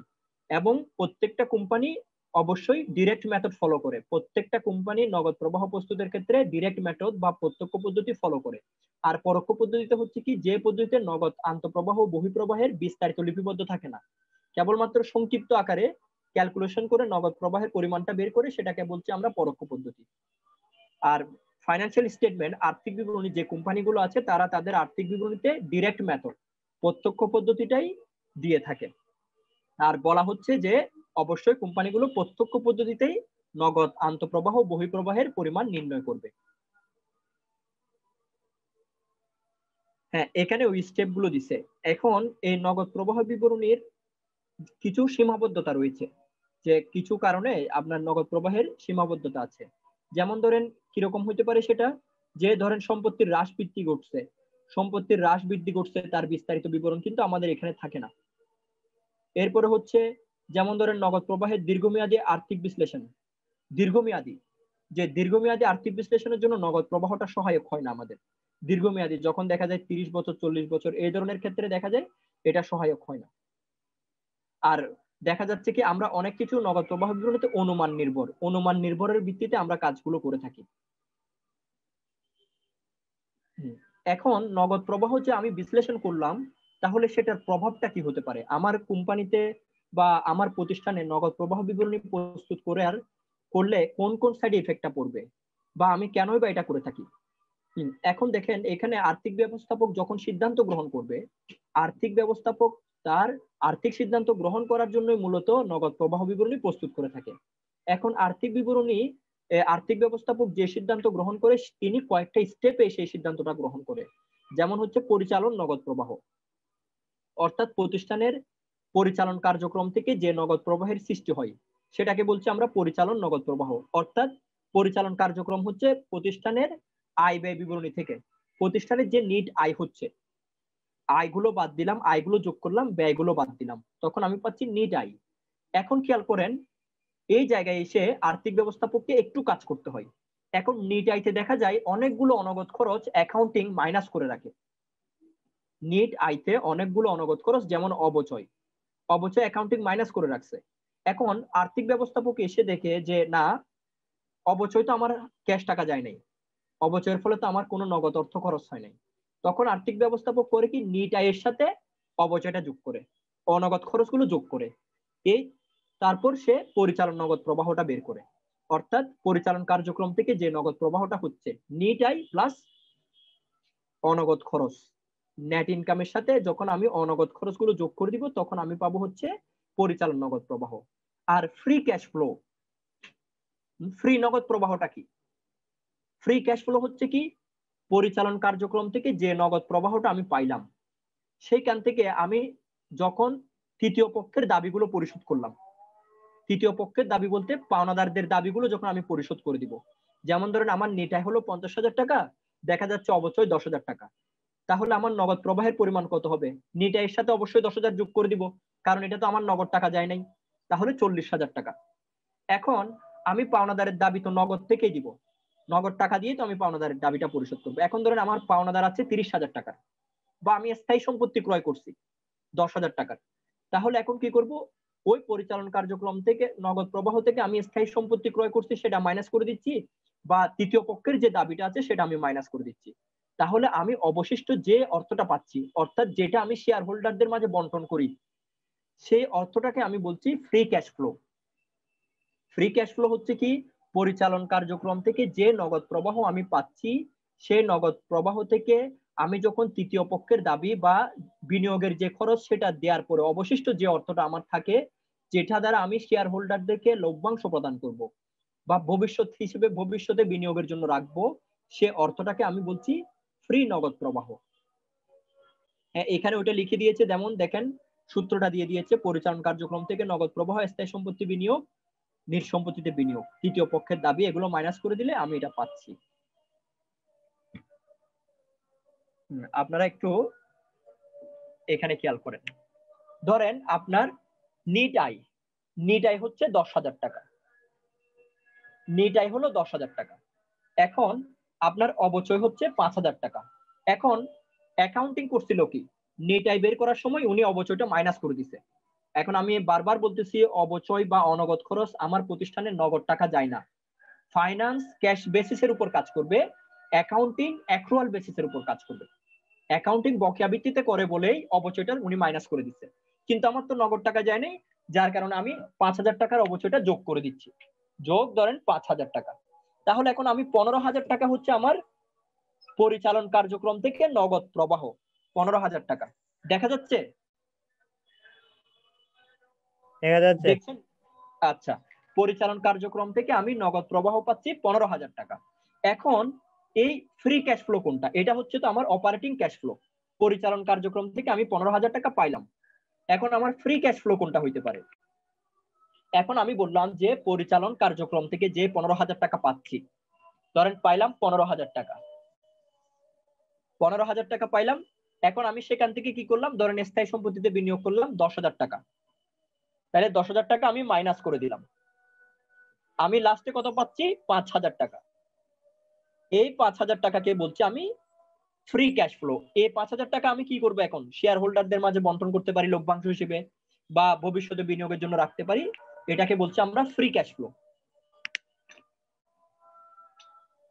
এবার আসেন, ইউনিট 5 নিয়ে কারো কোনো প্রশ্ন আছে কিনা একটু দেখেন। আর একটু আগে যে যিনি কোয়েশ্চেন করেছিলেন সমচ্ছেদ বিন্দু নিয়ে, আপনি আপনার আনসারটা এখন পাবেন এখানে। কারো কোনো প্রশ্ন আছে? না স্যার। আচ্ছা, ইউনিট 6 এ চলে আসি আমরা। আমরা এখন দেখব হচ্ছে সমচ্ছেদ বিন্দু, ব্রেক ইভেন বিশ্লেষণ। প্রথমে আপনাকে যেটা বুঝতে হবে, ব্রেক ইভেন বা সমচ্ছেদ বিন্দু এটা কি। অর্থাৎ সমচ্ছেদ বিন্দু বা ব্রেক ইভেন অ্যানালাইসিস এটা হচ্ছে এমন একটা স্তর যেখানে আপনার আয় আর ব্যয়ের পরিমাণটা সমান হবে। অর্থাৎ যে বিন্দুতে প্রতিষ্ঠান উৎপাদন করলে বা বিক্রি করলে প্রতিষ্ঠানের কোনো লাভও হবে না, লসও হবে না, অর্থাৎ প্রতিষ্ঠানের আয় ব্যয় সমান হবে, লাভ ক্ষতি সমান হবে, সেটাকে আমরা বলছি ব্রেক ইভেন বা সমচ্ছেদ বিন্দু বিশ্লেষণ। হ্যাঁ, একটু খেয়াল করেন, ধরেন যে আপনার প্রোডাকশন কস্ট হচ্ছে 10 টাকা, দেখা যাচ্ছে? জি স্যার। হ্যাঁ, আপনার প্রোডাকশন কস্ট 10 টাকা। এখন আপনি যদি 10 টাকায় সেল করেন তাহলে দেখেন আপনার কোনো লাভ লস হবে না, আপনার আয় আর ব্যয়ের পরিমাণটা সবসময় কি হবে? সমান হবে। এটাকে বলছে সমচ্ছেদ বিন্দু বিশ্লেষণ। এটাকে যদি আমরা একটু রেখার সাহায্যে দেখতে চাই, সেই ক্ষেত্রে হচ্ছে কি, হ্যাঁ এই যে এই রেখাটা হচ্ছে আপনার, এই জায়গাতে কি করবেন আপনি ক্রয় বিক্রয় করে থাকি আমরা এই জায়গাটাতে। এখন খেয়াল করেন, আপনি যদি কোনো একটা পণ্য বা সেবা উৎপাদন করতে যান, তাহলে অবশ্যই আপনার কি দরকার, দুইটা খরচ লাগবে, একটা হচ্ছে স্থায়ী খরচ, একটা হচ্ছে পরিবর্তনশীল ব্যয়। হ্যাঁ, এখন ফিক্সড কস্ট কোনটা, যেমন ধরেন আপনার কাজ হচ্ছে কলম উৎপাদন করা, তাহলে কলম উৎপাদন করতে গেলে আপনাকে একটা মেশিন লাগবে, মেশিন ছাড়া তো আপনি কলম উৎপাদন করতে পারবেন না, তাহলে এই মেশিনটা হচ্ছে আপনার জন্য ফিক্সড কস্ট। হ্যাঁ, এখন আপনি একটা উৎপাদন করেন, 10টা উৎপাদন করেন, 1000 উৎপাদন করেন, আপনার মেশিন সবসময় মেশিনের মূল্য 1 লক্ষ টাকা, 1 লক্ষ টাকায় থাকবে। আপনি যদি 10টা উৎপাদন করেন, তাও মেশিনটা 1 লক্ষ টাকা দিয়ে কিনতে হবে। আপনি যদি 1 লাখ উৎপাদন করেন, তাও মেশিনটা 1 লক্ষ টাকা দিয়ে কিনতে হবে। তার মানে কি, ফিক্সড কস্টের কোনো ওঠানামা নাই। এই জন্য আমরা ধরেন ফিক্সড কস্টটাকে স্থির করে দিলাম। ফিক্সড কস্ট মানে এই কস্টটা কোনো ধরনের পরিবর্তন হবে না, এটা স্থির থাকবে। এখন খেয়াল করেন, আপনি এখন কলম প্রডিউস করবেন, তাহলে কলম প্রডিউস করতে গেলে আপনি একটা মেশিন ক্রয় করলেন, ফিক্সড স্থায়ী, দেখা যাচ্ছে তো নাকি? আপনারা দেখছেন? এই দেখা জি যাচ্ছে। স্যার। হ্যাঁ, একটু আমাকে এনশিওর করবেন। হ্যাঁ, এখন খেয়াল করেন, আমি যদি মেশিন, আমি এখন প্রোডাকশন স্টার্ট করব। এখন আমি প্রোডাকশন কিভাবে স্টার্ট করছি, ধরেন আমি কলম উৎপাদন করব, তাহলে কলম উৎপাদন করতে গেলে আমার কাঁচামালের দরকার, র মেটেরিয়ালের দরকার। এখন আমার প্লাস্টিক কিনতে হবে, বিভিন্ন ধরনের উপাদান কিনতে হবে। এখন এই উপাদানগুলো, এখন এই জন্য ভেরিয়েবল কস্ট যেটা, সেটা কিন্তু জিরো থেকে স্টার্ট হবে না, আপনার কস্ট কিন্তু অলরেডি হয়ে গেছে। কস্ট ধরেন আপনার এই মেশিনটা কিনতে আপনার খরচ পড়ছে 1000 টাকা, তাহলে 1000 টাকা আপনার অলরেডি খরচ হয়ে গেছে। আপনার ভেরিয়েবল কস্ট যেটা আছে, সেটা কিন্তু এখান থেকে স্টার্ট হবে।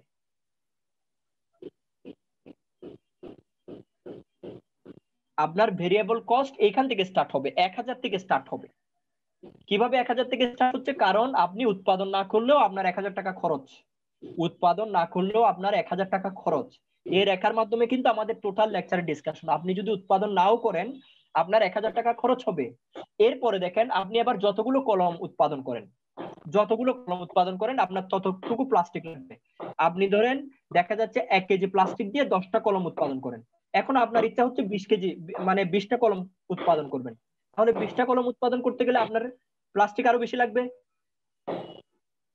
আবার যদি 30টা কলম উৎপাদন করেন, প্লাস্টিক আরো বেশি লাগবে। 50টা কলম উৎপাদন করতে গেলে আরো বেশি প্লাস্টিক লাগবে। যার কারণে কি হচ্ছে, ভেরিয়েবল কস্টটা এভাবে উঠতে থাকে। এই যে উৎপাদন বৃদ্ধির সাথে সাথে ভেরিয়েবল কস্টটা উঠতে থাকে। তাহলে আমি আমার ভেরিয়েবল কস্ট আর ফিক্সড কস্ট, অর্থাৎ পরিবর্তনশীল ব্যয় এবং স্থায়ী ব্যয় যখন আমি যোগ করি, তখন আমি মোট ব্যয়টা পাচ্ছি। তাহলে আমার টোটাল কস্ট হচ্ছে এই জায়গায়, এই বিন্দুটাতে, দেখতেছেন আপনারা? জি স্যার। হ্যাঁ, এই যে এই বিন্দুটা, যে বিন্দুতে দেখেন আপনার এই বিন্দুটাতে হচ্ছে আপনার, এটা হচ্ছে টোটাল কস্ট। এই টোটাল কস্ট দেখেন এই বিন্দুটা, আর এটা হচ্ছে আপনার বিক্রয়, এই যে এটা হচ্ছে আপনার সেলস, এই রেখাটা আপনার সেলস 45 ডিগ্রি, আর এই যে ভেরিয়েবল কস্ট ফিক্সড কস্ট। তাহলে দেখেন এই বিন্দুটা, এই বিন্দুটাতে গিয়ে কি হলো, আপনার ফিক্সড কস্ট ভেরিয়েবল কস্ট সমান হলো। এই বিন্দুটা হচ্ছে আপনার সমচ্ছেদ বিন্দু। তার মানে এই জায়গায় এসে যদি, যেমন ধরেন আমি যদি ধরে নিই এদিকে একক, ধরেন 1000 একক, আর আপনার কস্ট হচ্ছে ধরেন প্রতি এককে ধরেন 2000 টাকা করে সাপোজ, তাহলে এই জায়গাটাতে হচ্ছে আপনার সমচ্ছেদ বিন্দু, যেখানে দেখেন আপনার সেলস আর ভেরিয়েবল কস্ট এই জায়গায় মিলিত হয়েছে। এখন খেয়াল করেন, এই দিক থেকে আপনি যত উপরে উঠবেন, তত আপনার প্রফিট। কালো কালো দাগগুলো দেখা যায়, কালো দাগ দেখতে পাচ্ছেন? জি স্যার। হ্যাঁ, তার মানে আপনি এদিকে যত উপরে উঠবেন তত আপনার প্রফিট হবে, এই সাইডটা আপনার প্রফিট। কিন্তু আপনি যদি ফিক্সড কস্ট, মানে আপনার যে ব্রেক ইভেন পয়েন্ট, এই পয়েন্ট থেকে আপনি যত নিচে নামতে থাকবেন, যত নিচে আপনি নামবেন তত আপনার ক্ষতি। তার মানে এই পয়েন্টটাতে হচ্ছে কি, আপনার fixed cost variable cost sales সমান। অর্থাৎ এই বিন্দুটা হচ্ছে ওই যে বললাম যে আপনি 10 টাকা দিয়ে একটা পণ্য উৎপাদন করলেন এবং 10 টাকা দিয়ে আপনি সেল করছেন, এই বিন্দুটা হচ্ছে সেটা। আর এখন আপনি যত উপরে উঠবেন, যত বেশি সেল করবেন, তত আপনার প্রফিট বাড়বে, আর আপনি যতই নিচে সেল করবেন তত আপনার লস হতে থাকবে। এটাকে বলতেছে সমচ্ছেদ বিন্দু বা ব্রেক ইভেন পয়েন্ট। অর্থাৎ যে বিন্দুতে প্রতিষ্ঠানের আয় আর ব্যয় সমান হবে, সেটাকে আমরা বলছি ব্রেক ইভেন পয়েন্ট। এবার আমরা আসি যে এখানে আপনাকে কিছু প্রয়োজনীয় শর্ত দিয়ে দিয়েছে। ওই যে শর্তগুলো আমি এখানে আলোচনার ক্ষেত্রে বলেছি যে আপনার ফিক্সড কস্ট থাকতে হবে, ভেরিয়েবল কস্ট থাকতে হবে, উৎপাদন বৃদ্ধির সাথে সাথে আপনার ভেরিয়েবল কস্টটা বাড়তে থাকবে, উৎপাদন হ্রাস পাওয়ার সাথে সাথে আপনার ভেরিয়েবল কস্টটা হ্রাস পাবে, এইগুলো। এরপরে হচ্ছে আপনি সমচ্ছেদ বিন্দুটা কেন করে থাকি? আমরা সমচ্ছেদ বিন্দুটা করে থাকি এই জন্য যে যাতে আমাকে আমার প্রতিষ্ঠানের লসটাকে রিকভার করা, যে না আমি তো চাইলে সব দামে পণ্য বিক্রি করতে পারি না, আমার প্রতিষ্ঠানটাকে ক্ষতি থেকে রক্ষা করার জন্য আমরা মূলত সমচ্ছেদ বিন্দুটা করে থাকি। যেমন আপনি যদি সমচ্ছেদ বিন্দুটা নাই করেন তাহলে আপনি দ্রব্যের মূল্য নির্ধারণ করতে পারবেন না। দ্রব্যের মূল্য কত হওয়া দরকার, এখন আপনি 10 টাকা দিয়ে কিনে আপনি 2 টাকা দিয়ে যদি সেল করতে থাকেন তাহলে তো আপনার প্রতিষ্ঠানের লস হয়ে যাবে। তাহলে আপনাকে মিনিমাম বিক্রয় মূল্য ধরতে হবে 10 টাকা, এরপর আবার আপনি যত সেল করতে পারেন। হ্যাঁ, এখন এখানে দেখেন সমচ্ছেদ বিন্দুর আমরা যে সমচ্ছেদ বিন্দু বিশ্লেষণ করেছি সেখানে আমাদের কিছু অ্যাজাম্পশন রয়ে যায়, যেগুলোর কারণে আমাদের লিমিটেশন থেকে যায় যে এটা এরকম কিনা। এখন দেখেন আমরা সেলসটাকে ধরে নিচ্ছি, এখন সেলসটা তো আমাদের চাহিদা যোগানের উপর নির্ভর করতে পারে, বা সেলসটা কম বেশি হতে পারে। এটা তো আপনার অনেক সময় দেখা যায় কি যে আপনি বিক্রয় মূল্য নির্ধারণ করলেন 30 টাকা, আপনি 30 টাকার নিচে বিক্রি করবেন না। এখন দেখা যাচ্ছে আপনার প্রোডাক্টের চাহিদাই নেই, খেয়াল করেন আপনার পণ্যের চাহিদাই নেই, মানে আপনার প্রোডাক্ট কেউ কিনতেই আসে না। এখন আপনি তো এটা আর ফেলে দিবেন না, তখন আপনাকে বাধ্য হয়ে দেখা যাচ্ছে কি ব্রেক ইভেনের নিচে সেল করতে হচ্ছে। দেখা যাচ্ছে আপনি বিক্রয় মূল্য ধরে রাখছেন 10 টাকা সর্বনিম্ন। এখন দেখা যাচ্ছে যেমন ধরেন ফর এক্সাম্পল আমি বলি যে পেঁয়াজের ক্ষেত্রে যদি আপনি একটু দেখেন, আপনি পেঁয়াজের মূল্য ধরে রাখলেন মিনিমাম 100 টাকা, এখন কেউ পেঁয়াজ কিনতে আসে না, কেউই পেঁয়াজ কিনতেছে না। এখন দেখা যাচ্ছে কি বস্তাটা আপনি 1 দিন 2 দিন 3 দিন 4 দিন 5 দিন 1 মাস রাখলেন, এখন দেখলেন যে পেঁয়াজ পচা শুরু করে দিছে। এখন বাধ্য হয়ে দেখা যাচ্ছে কি আপনাকে লসে বিক্রি করতে হবে, বাধ্য হয়ে দেখা যাচ্ছে আপনাকে 50 টাকা 30 টাকা দিয়েও সেল করতে হচ্ছে, কারণ নাইলে পুরোটাই আপনাকে ফেলে দিতে হবে। এই যে এই ধরনের একটা সীমাবদ্ধতা আমাদের ব্রেক ইভেন বিশ্লেষণে থাকে। হ্যাঁ, এখন ব্রেক ইভেন বিশ্লেষণটাকে আমরা কয়েকটা ভাগে ভাগ করতে পারি। একটা হচ্ছে সমীকরণের ভিত্তিতে, যখন আমরা ইকুয়েশন সাইন দিয়ে ইকুয়েশনের উপর বেস করে আমরা যখন করব তখন সেটাকে আমরা বলছি যে সমীকরণ পদ্ধতি। সেটা কিরকম হতে পারে? হ্যাঁ, যেমন সেটা হতে পারে আপনার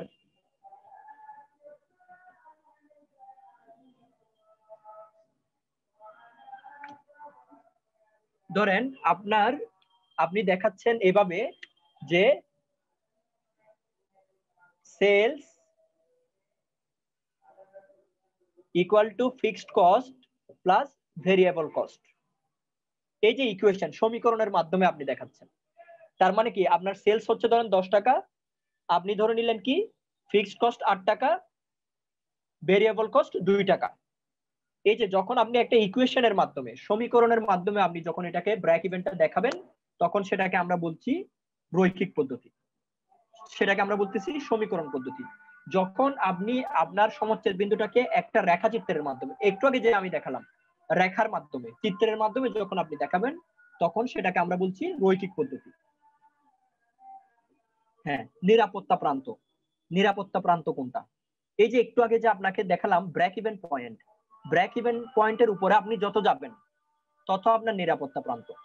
যে ব্রেক ইভেন পয়েন্টের উপরে, যেমন ধরেন আপনি ব্রেক ইভেন ধরলেন 10 টাকা, এখন এই 10 টাকা থেকে যদি আপনি বেশি সেল করেন, 12 টাকায় সেল করেন, 13 টাকায় সেল করেন, এটা হচ্ছে আপনার মার্জিন, এটা আপনার নিরাপত্তা প্রান্ত। মানে আপনি ব্রেক ইভেনের উপরে সেল করাটাকে বলছে নিরাপত্তা, তার মানে আপনি নিরাপদে আছেন, লসে নেই।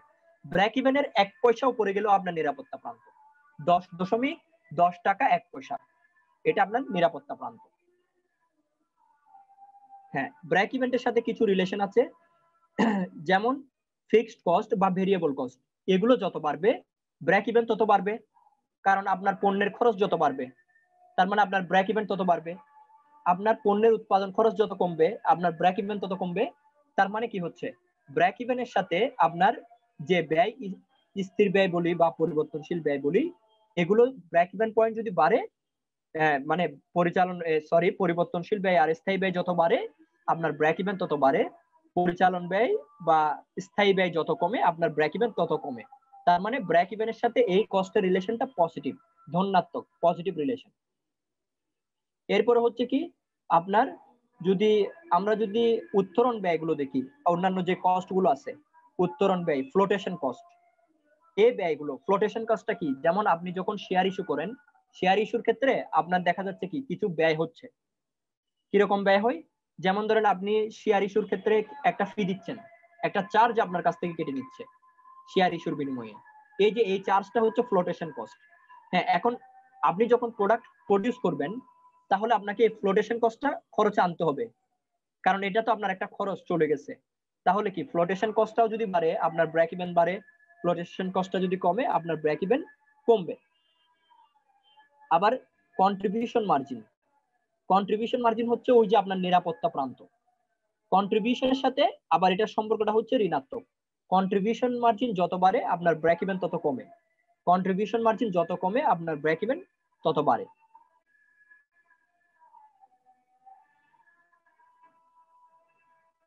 হ্যাঁ, এটা হচ্ছে আমাদের ইউনিট 6, আমাদের সর্বশেষ টপিক আজকে শীটের।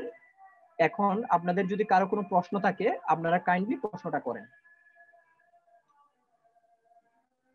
এমনিতে জানি এটা হবে, এটা স্যার একটু অ্যানিউটির মধ্যে একটু যদি যেতেন ভালো হতো, অ্যানিউটি। আচ্ছা, অ্যানুইটিতে যাব না? অ্যানিউটির কোশ্চেনের মধ্যে কি কোশ্চেন চলবে? আচ্ছা, একটু আমাকে একটু সময় দেন, আমি যাচ্ছি। কত নাম্বার কোয়েশ্চেন?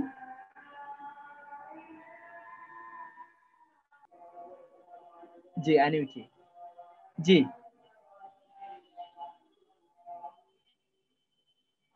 জি, কাইন্ডলি প্রশ্ন করেন। স্যার যে 10 নম্বর প্রশ্নটা একটু দেখুন। 10 নাম্বার অ্যানুইটি থেকে না? হ্যাঁ, এখান থেকে। আচ্ছা, এখানে দেখেন যে বলল যে জনাব শাহজাহান মিনার ঢাকা বিশ্ববিদ্যালয়ের ফিনান্স বিভাগের একজন প্রতি বছর ৩,০০০ টাকা করে বৃত্তি প্রদান করার জন্য একটি বৃত্তি তহবিল গঠন করার সিদ্ধান্ত নিয়েছেন। উক্ত তহবিলে 10% বিনিয়োগ করা যায়। বর্তমানে জনাব শাহজাহান মিনা কত টাকা উক্ত তহবিলে দান করতে হবে? হ্যাঁ, এখন দেখেন যে এই যে ক্যালকুলেশন গুলো আছে, ক্যালকুলেশন গুলো আপনার হচ্ছে এইভাবে ক্যালকুলেশন পরীক্ষায় দেয় না। হ্যাঁ, সেটা দেওয়া আছে, ঠিক আছে, পরীক্ষায় এই ধরনের ক্যালকুলেশন করতে দেয় না আমাদেরকে, কারণ যেহেতু আমাদের অ্যানুইটির সূত্র লিখতে গেলে বা অ্যানুইটির কাজ করতে গেলে আমাদেরকে ক্যালকুলেটরের সূত্র দিয়ে করতে হয়, যার কারণে পরীক্ষা আসে না। তাও আমি বলে দিচ্ছি, প্রসেসটা আপনাকে বলছি। এখন খেয়াল করেন যে শাহজাহান মিনার ঢাকা ইউনিভার্সিটির একজন গরিব ছাত্রকে বেতন দেওয়ার মানে একটা বৃত্তির ফান্ড করার জন্য প্রত্যেক বছর উনি ৩,০০০ টাকা করে বৃত্তি প্রদান করবে, ঠিক আছে? তাহলে তার মানে এটা একটা অ্যানুইটি, তার মানে প্রত্যেক বছর উনি ৩,০০০ করে দিচ্ছে, এটা একটা অ্যানুইটি। এখন উনি তহবিলে বার্ষিক 10% করে বিনিয়োগ করবে, মানে যে তহবিলটা উনি গঠন করবে সে তহবিলের বিনিয়োগের হার হচ্ছে 10% করে। হ্যাঁ, এখন যদি উনি 10% করে বিনিয়োগ করে, প্রশ্ন হচ্ছে যে উনি যদি 10% করে বিনিয়োগ করে বর্তমানে শাহজাহান মিনাকে কত টাকা উক্ত তহবিলে দান করতে হবে? এখন খেয়াল করেন, আমি ৩,০০০ টাকা হচ্ছে আমার বৃত্তিটা, মানে সুদ আসবে ৩,০০০ টাকা, সেই টাকা দিয়ে উনি বৃত্তি দিবে। তাহলে এখন দেখেন আমি যদি ৩০,০০০ টাকা বিনিয়োগ করি, সেই ৩০,০০০ থেকে আমি 10% সুদ পাবো, তাহলে সুদ আসে কত? ৩,০০০ টাকা। এটা আপনি ইকুয়েশন মানে এই ছাড়া আপনার যে অ্যানুইটির যে সূত্র আছে সূত্রটা ছাড়াও করা যায় এগুলো। এই অঙ্কটা কিভাবে পাচ্ছেন? আপনার সুদ যদি 10 টাকা হয়, আসল হচ্ছে কত? 100 টাকা। সুদ যদি 1 টাকা হয় তাহলে 100/10, আর সুদ যদি ৩,০০০ টাকা হয় তাহলে কত হয়? 30,০০০ টাকা। এভাবে আপনি ক্যালকুলেটটা করতে পারেন, কিন্তু পরীক্ষায় সাধারণত এগুলো দেয় না। পরীক্ষায় যেটা দেয় সেটা হচ্ছে রুল 72, রুল 69, এই জিনিসগুলো দেয়। এগুলো যেহেতু ক্যালকুলেটরে অ্যানুইটি সূত্র বসায় করতে হয়, এই জন্য পরীক্ষা এগুলো দেয়।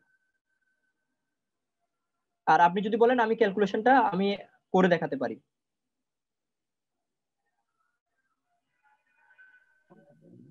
না স্যার, বুঝতে পেরেছি, ক্যালকুলেশন বুঝতে পেরেছি স্যার। আচ্ছা, ওকে। আর কারো কোনো প্রশ্ন আছে? স্যার অনুপাতের ম্যাথগুলো কি আসবে এক্সামে?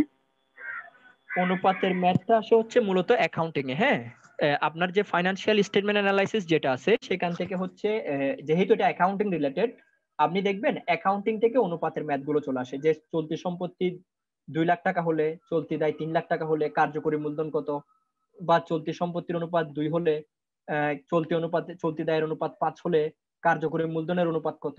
এই ধরনের ক্যালকুলেশন গুলো সাধারণত অ্যাকাউন্টিং এ আসে, অ্যাকাউন্টিং এর যে অনুপাত বিশ্লেষণ যে চ্যাপ্টার আছে সেখান থেকে আসে, যার কারণে ফিনান্সে এখান থেকে ওই টাইপের কোয়েশ্চেনটা স্কিপ করে সচরাচর। আচ্ছা স্যার, থ্যাংক ইউ। জি, আর কারো কোনো প্রশ্ন আছে? কারো মনে হয় কোনো প্রশ্ন নাই, তাহলে আমরা যেহেতু সময় আছে আমরা এই এমসি গুলো প্র্যাকটিস করি সলিউশন। হ্যাঁ করতে পারি, কোনো সমস্যা নাই। তাহলে করি আমরা। আচ্ছা, ফার্স্ট দিক থেকে স্টার্ট করব। প্রথম থেকে ভালো হয়, প্রথম থেকে করে। আচ্ছা আচ্ছা, এখন দেখেন যে আপনাদের কোন জায়গাটাতে সমস্যাটা হচ্ছে। হ্যাঁ, যেমন দেখেন 1 নাম্বার প্রশ্নে বলছে যে সময়ের সাথে সাথে অর্থের মূল্যের পরিবর্তন। হ্যাঁ, এখন দেখেন সেটাকে আমরা কি বলে থাকি, যে একদম ফার্স্টে যখন আমি আলোচনা করেছিলাম বললাম যে যে সময়ের সাথে সাথে অর্থের মূল্যের একটা পরিবর্তন হচ্ছে, সময়ের সাথে সাথে অর্থের মূল্য। যেমন আজকে 10 টাকা, 1 বছর পরে গিয়ে আজকে 10 টাকা দিয়ে যা পাচ্ছি 1 বছর পরে গিয়ে সেই 10 টাকা দিয়ে তা পাচ্ছি না। এই যে সময়ের সাথে অর্থের মূল্যের পরিবর্তন, তাহলে এটাকে আমরা বলছি অর্থের সময় মূল্য। সময় মূল্য। ঠিক আছে, বুঝা গেছে? জি। হ্যাঁ, এরপর দেখেন ভবিষ্যতে প্রাপ্ত অর্থ। হ্যাঁ, আমি বলেছিলাম যে ভবিষ্যতে যদি আমি যে অর্থটা পাচ্ছি, যেমন ধরেন আমি ভবিষ্যতে 1 লক্ষ টাকা পাওয়ার কথা, তাহলে সেই 1 লক্ষ টাকা যে আমি ভবিষ্যতে পাবো তার আজকের মূল্যটা কি? তার বর্তমান মূল্য। বর্তমান মূল্য। হ্যাঁ, এরপরে দেখেন বর্তমানে নির্দিষ্ট পরিমাণ অর্থ নির্দিষ্ট সুদের হারে বিনিয়োগ করলে। হ্যাঁ, আমি আজকে নির্দিষ্ট পরিমাণ অর্থ নির্দিষ্ট সুদের বিনিময়ে আজকে বিনিয়োগ করছি ভবিষ্যতে পাওয়ার আশায়, তাহলে সেই ভবিষ্যতে প্রাপ্ত অর্থটা আমার জন্য হবে কি? ভবিষ্যৎ মূল্য। কি হবে? ভবিষ্যৎ মূল্য। ভবিষ্যৎ মূল্য। আবার আপনি বলছি, প্রশ্নটা বলেন, আমরা উত্তর দিই, যেটাতে সমস্যা হবে তখন আপনি ব্যাখ্যা করে দিবেন, ঠিক আছে? আচ্ছা ঠিক আছে, তাইলে আপনি শুধু প্রশ্নটা করবেন। আচ্ছা, যাদের সমস্যা আছে আমি একটু বলতেছি যে যাদের প্রবলেম আছে তারা হ্যান্ড রেজ করুন, দেন হচ্ছে যে আমি তাদেরকে সুযোগ দিব। হ্যাঁ, প্রশ্ন করার জন্য এভাবে করলে একটু বিশৃঙ্খলা তৈরি হয়। যাদের প্রবলেম আছে তারা একটু হ্যান্ড রেজ করুন। কারো কোনো সমস্যা নাই মনে হয়, তো ভাই তাহলে জি আমি তাহলে আজকের জন্য শেষ করি। হ্যাঁ জি জি আজকে শেষ ঠিক করি। আছে, ইনশাল্লাহ। তাহলে আশা করি আপনারা সব বুঝতে পেরেছেন, ভালো করে প্রিপারেশন নেবেন। ইনশাল্লাহ দেখা হবে। আসসালামু আলাইকুম।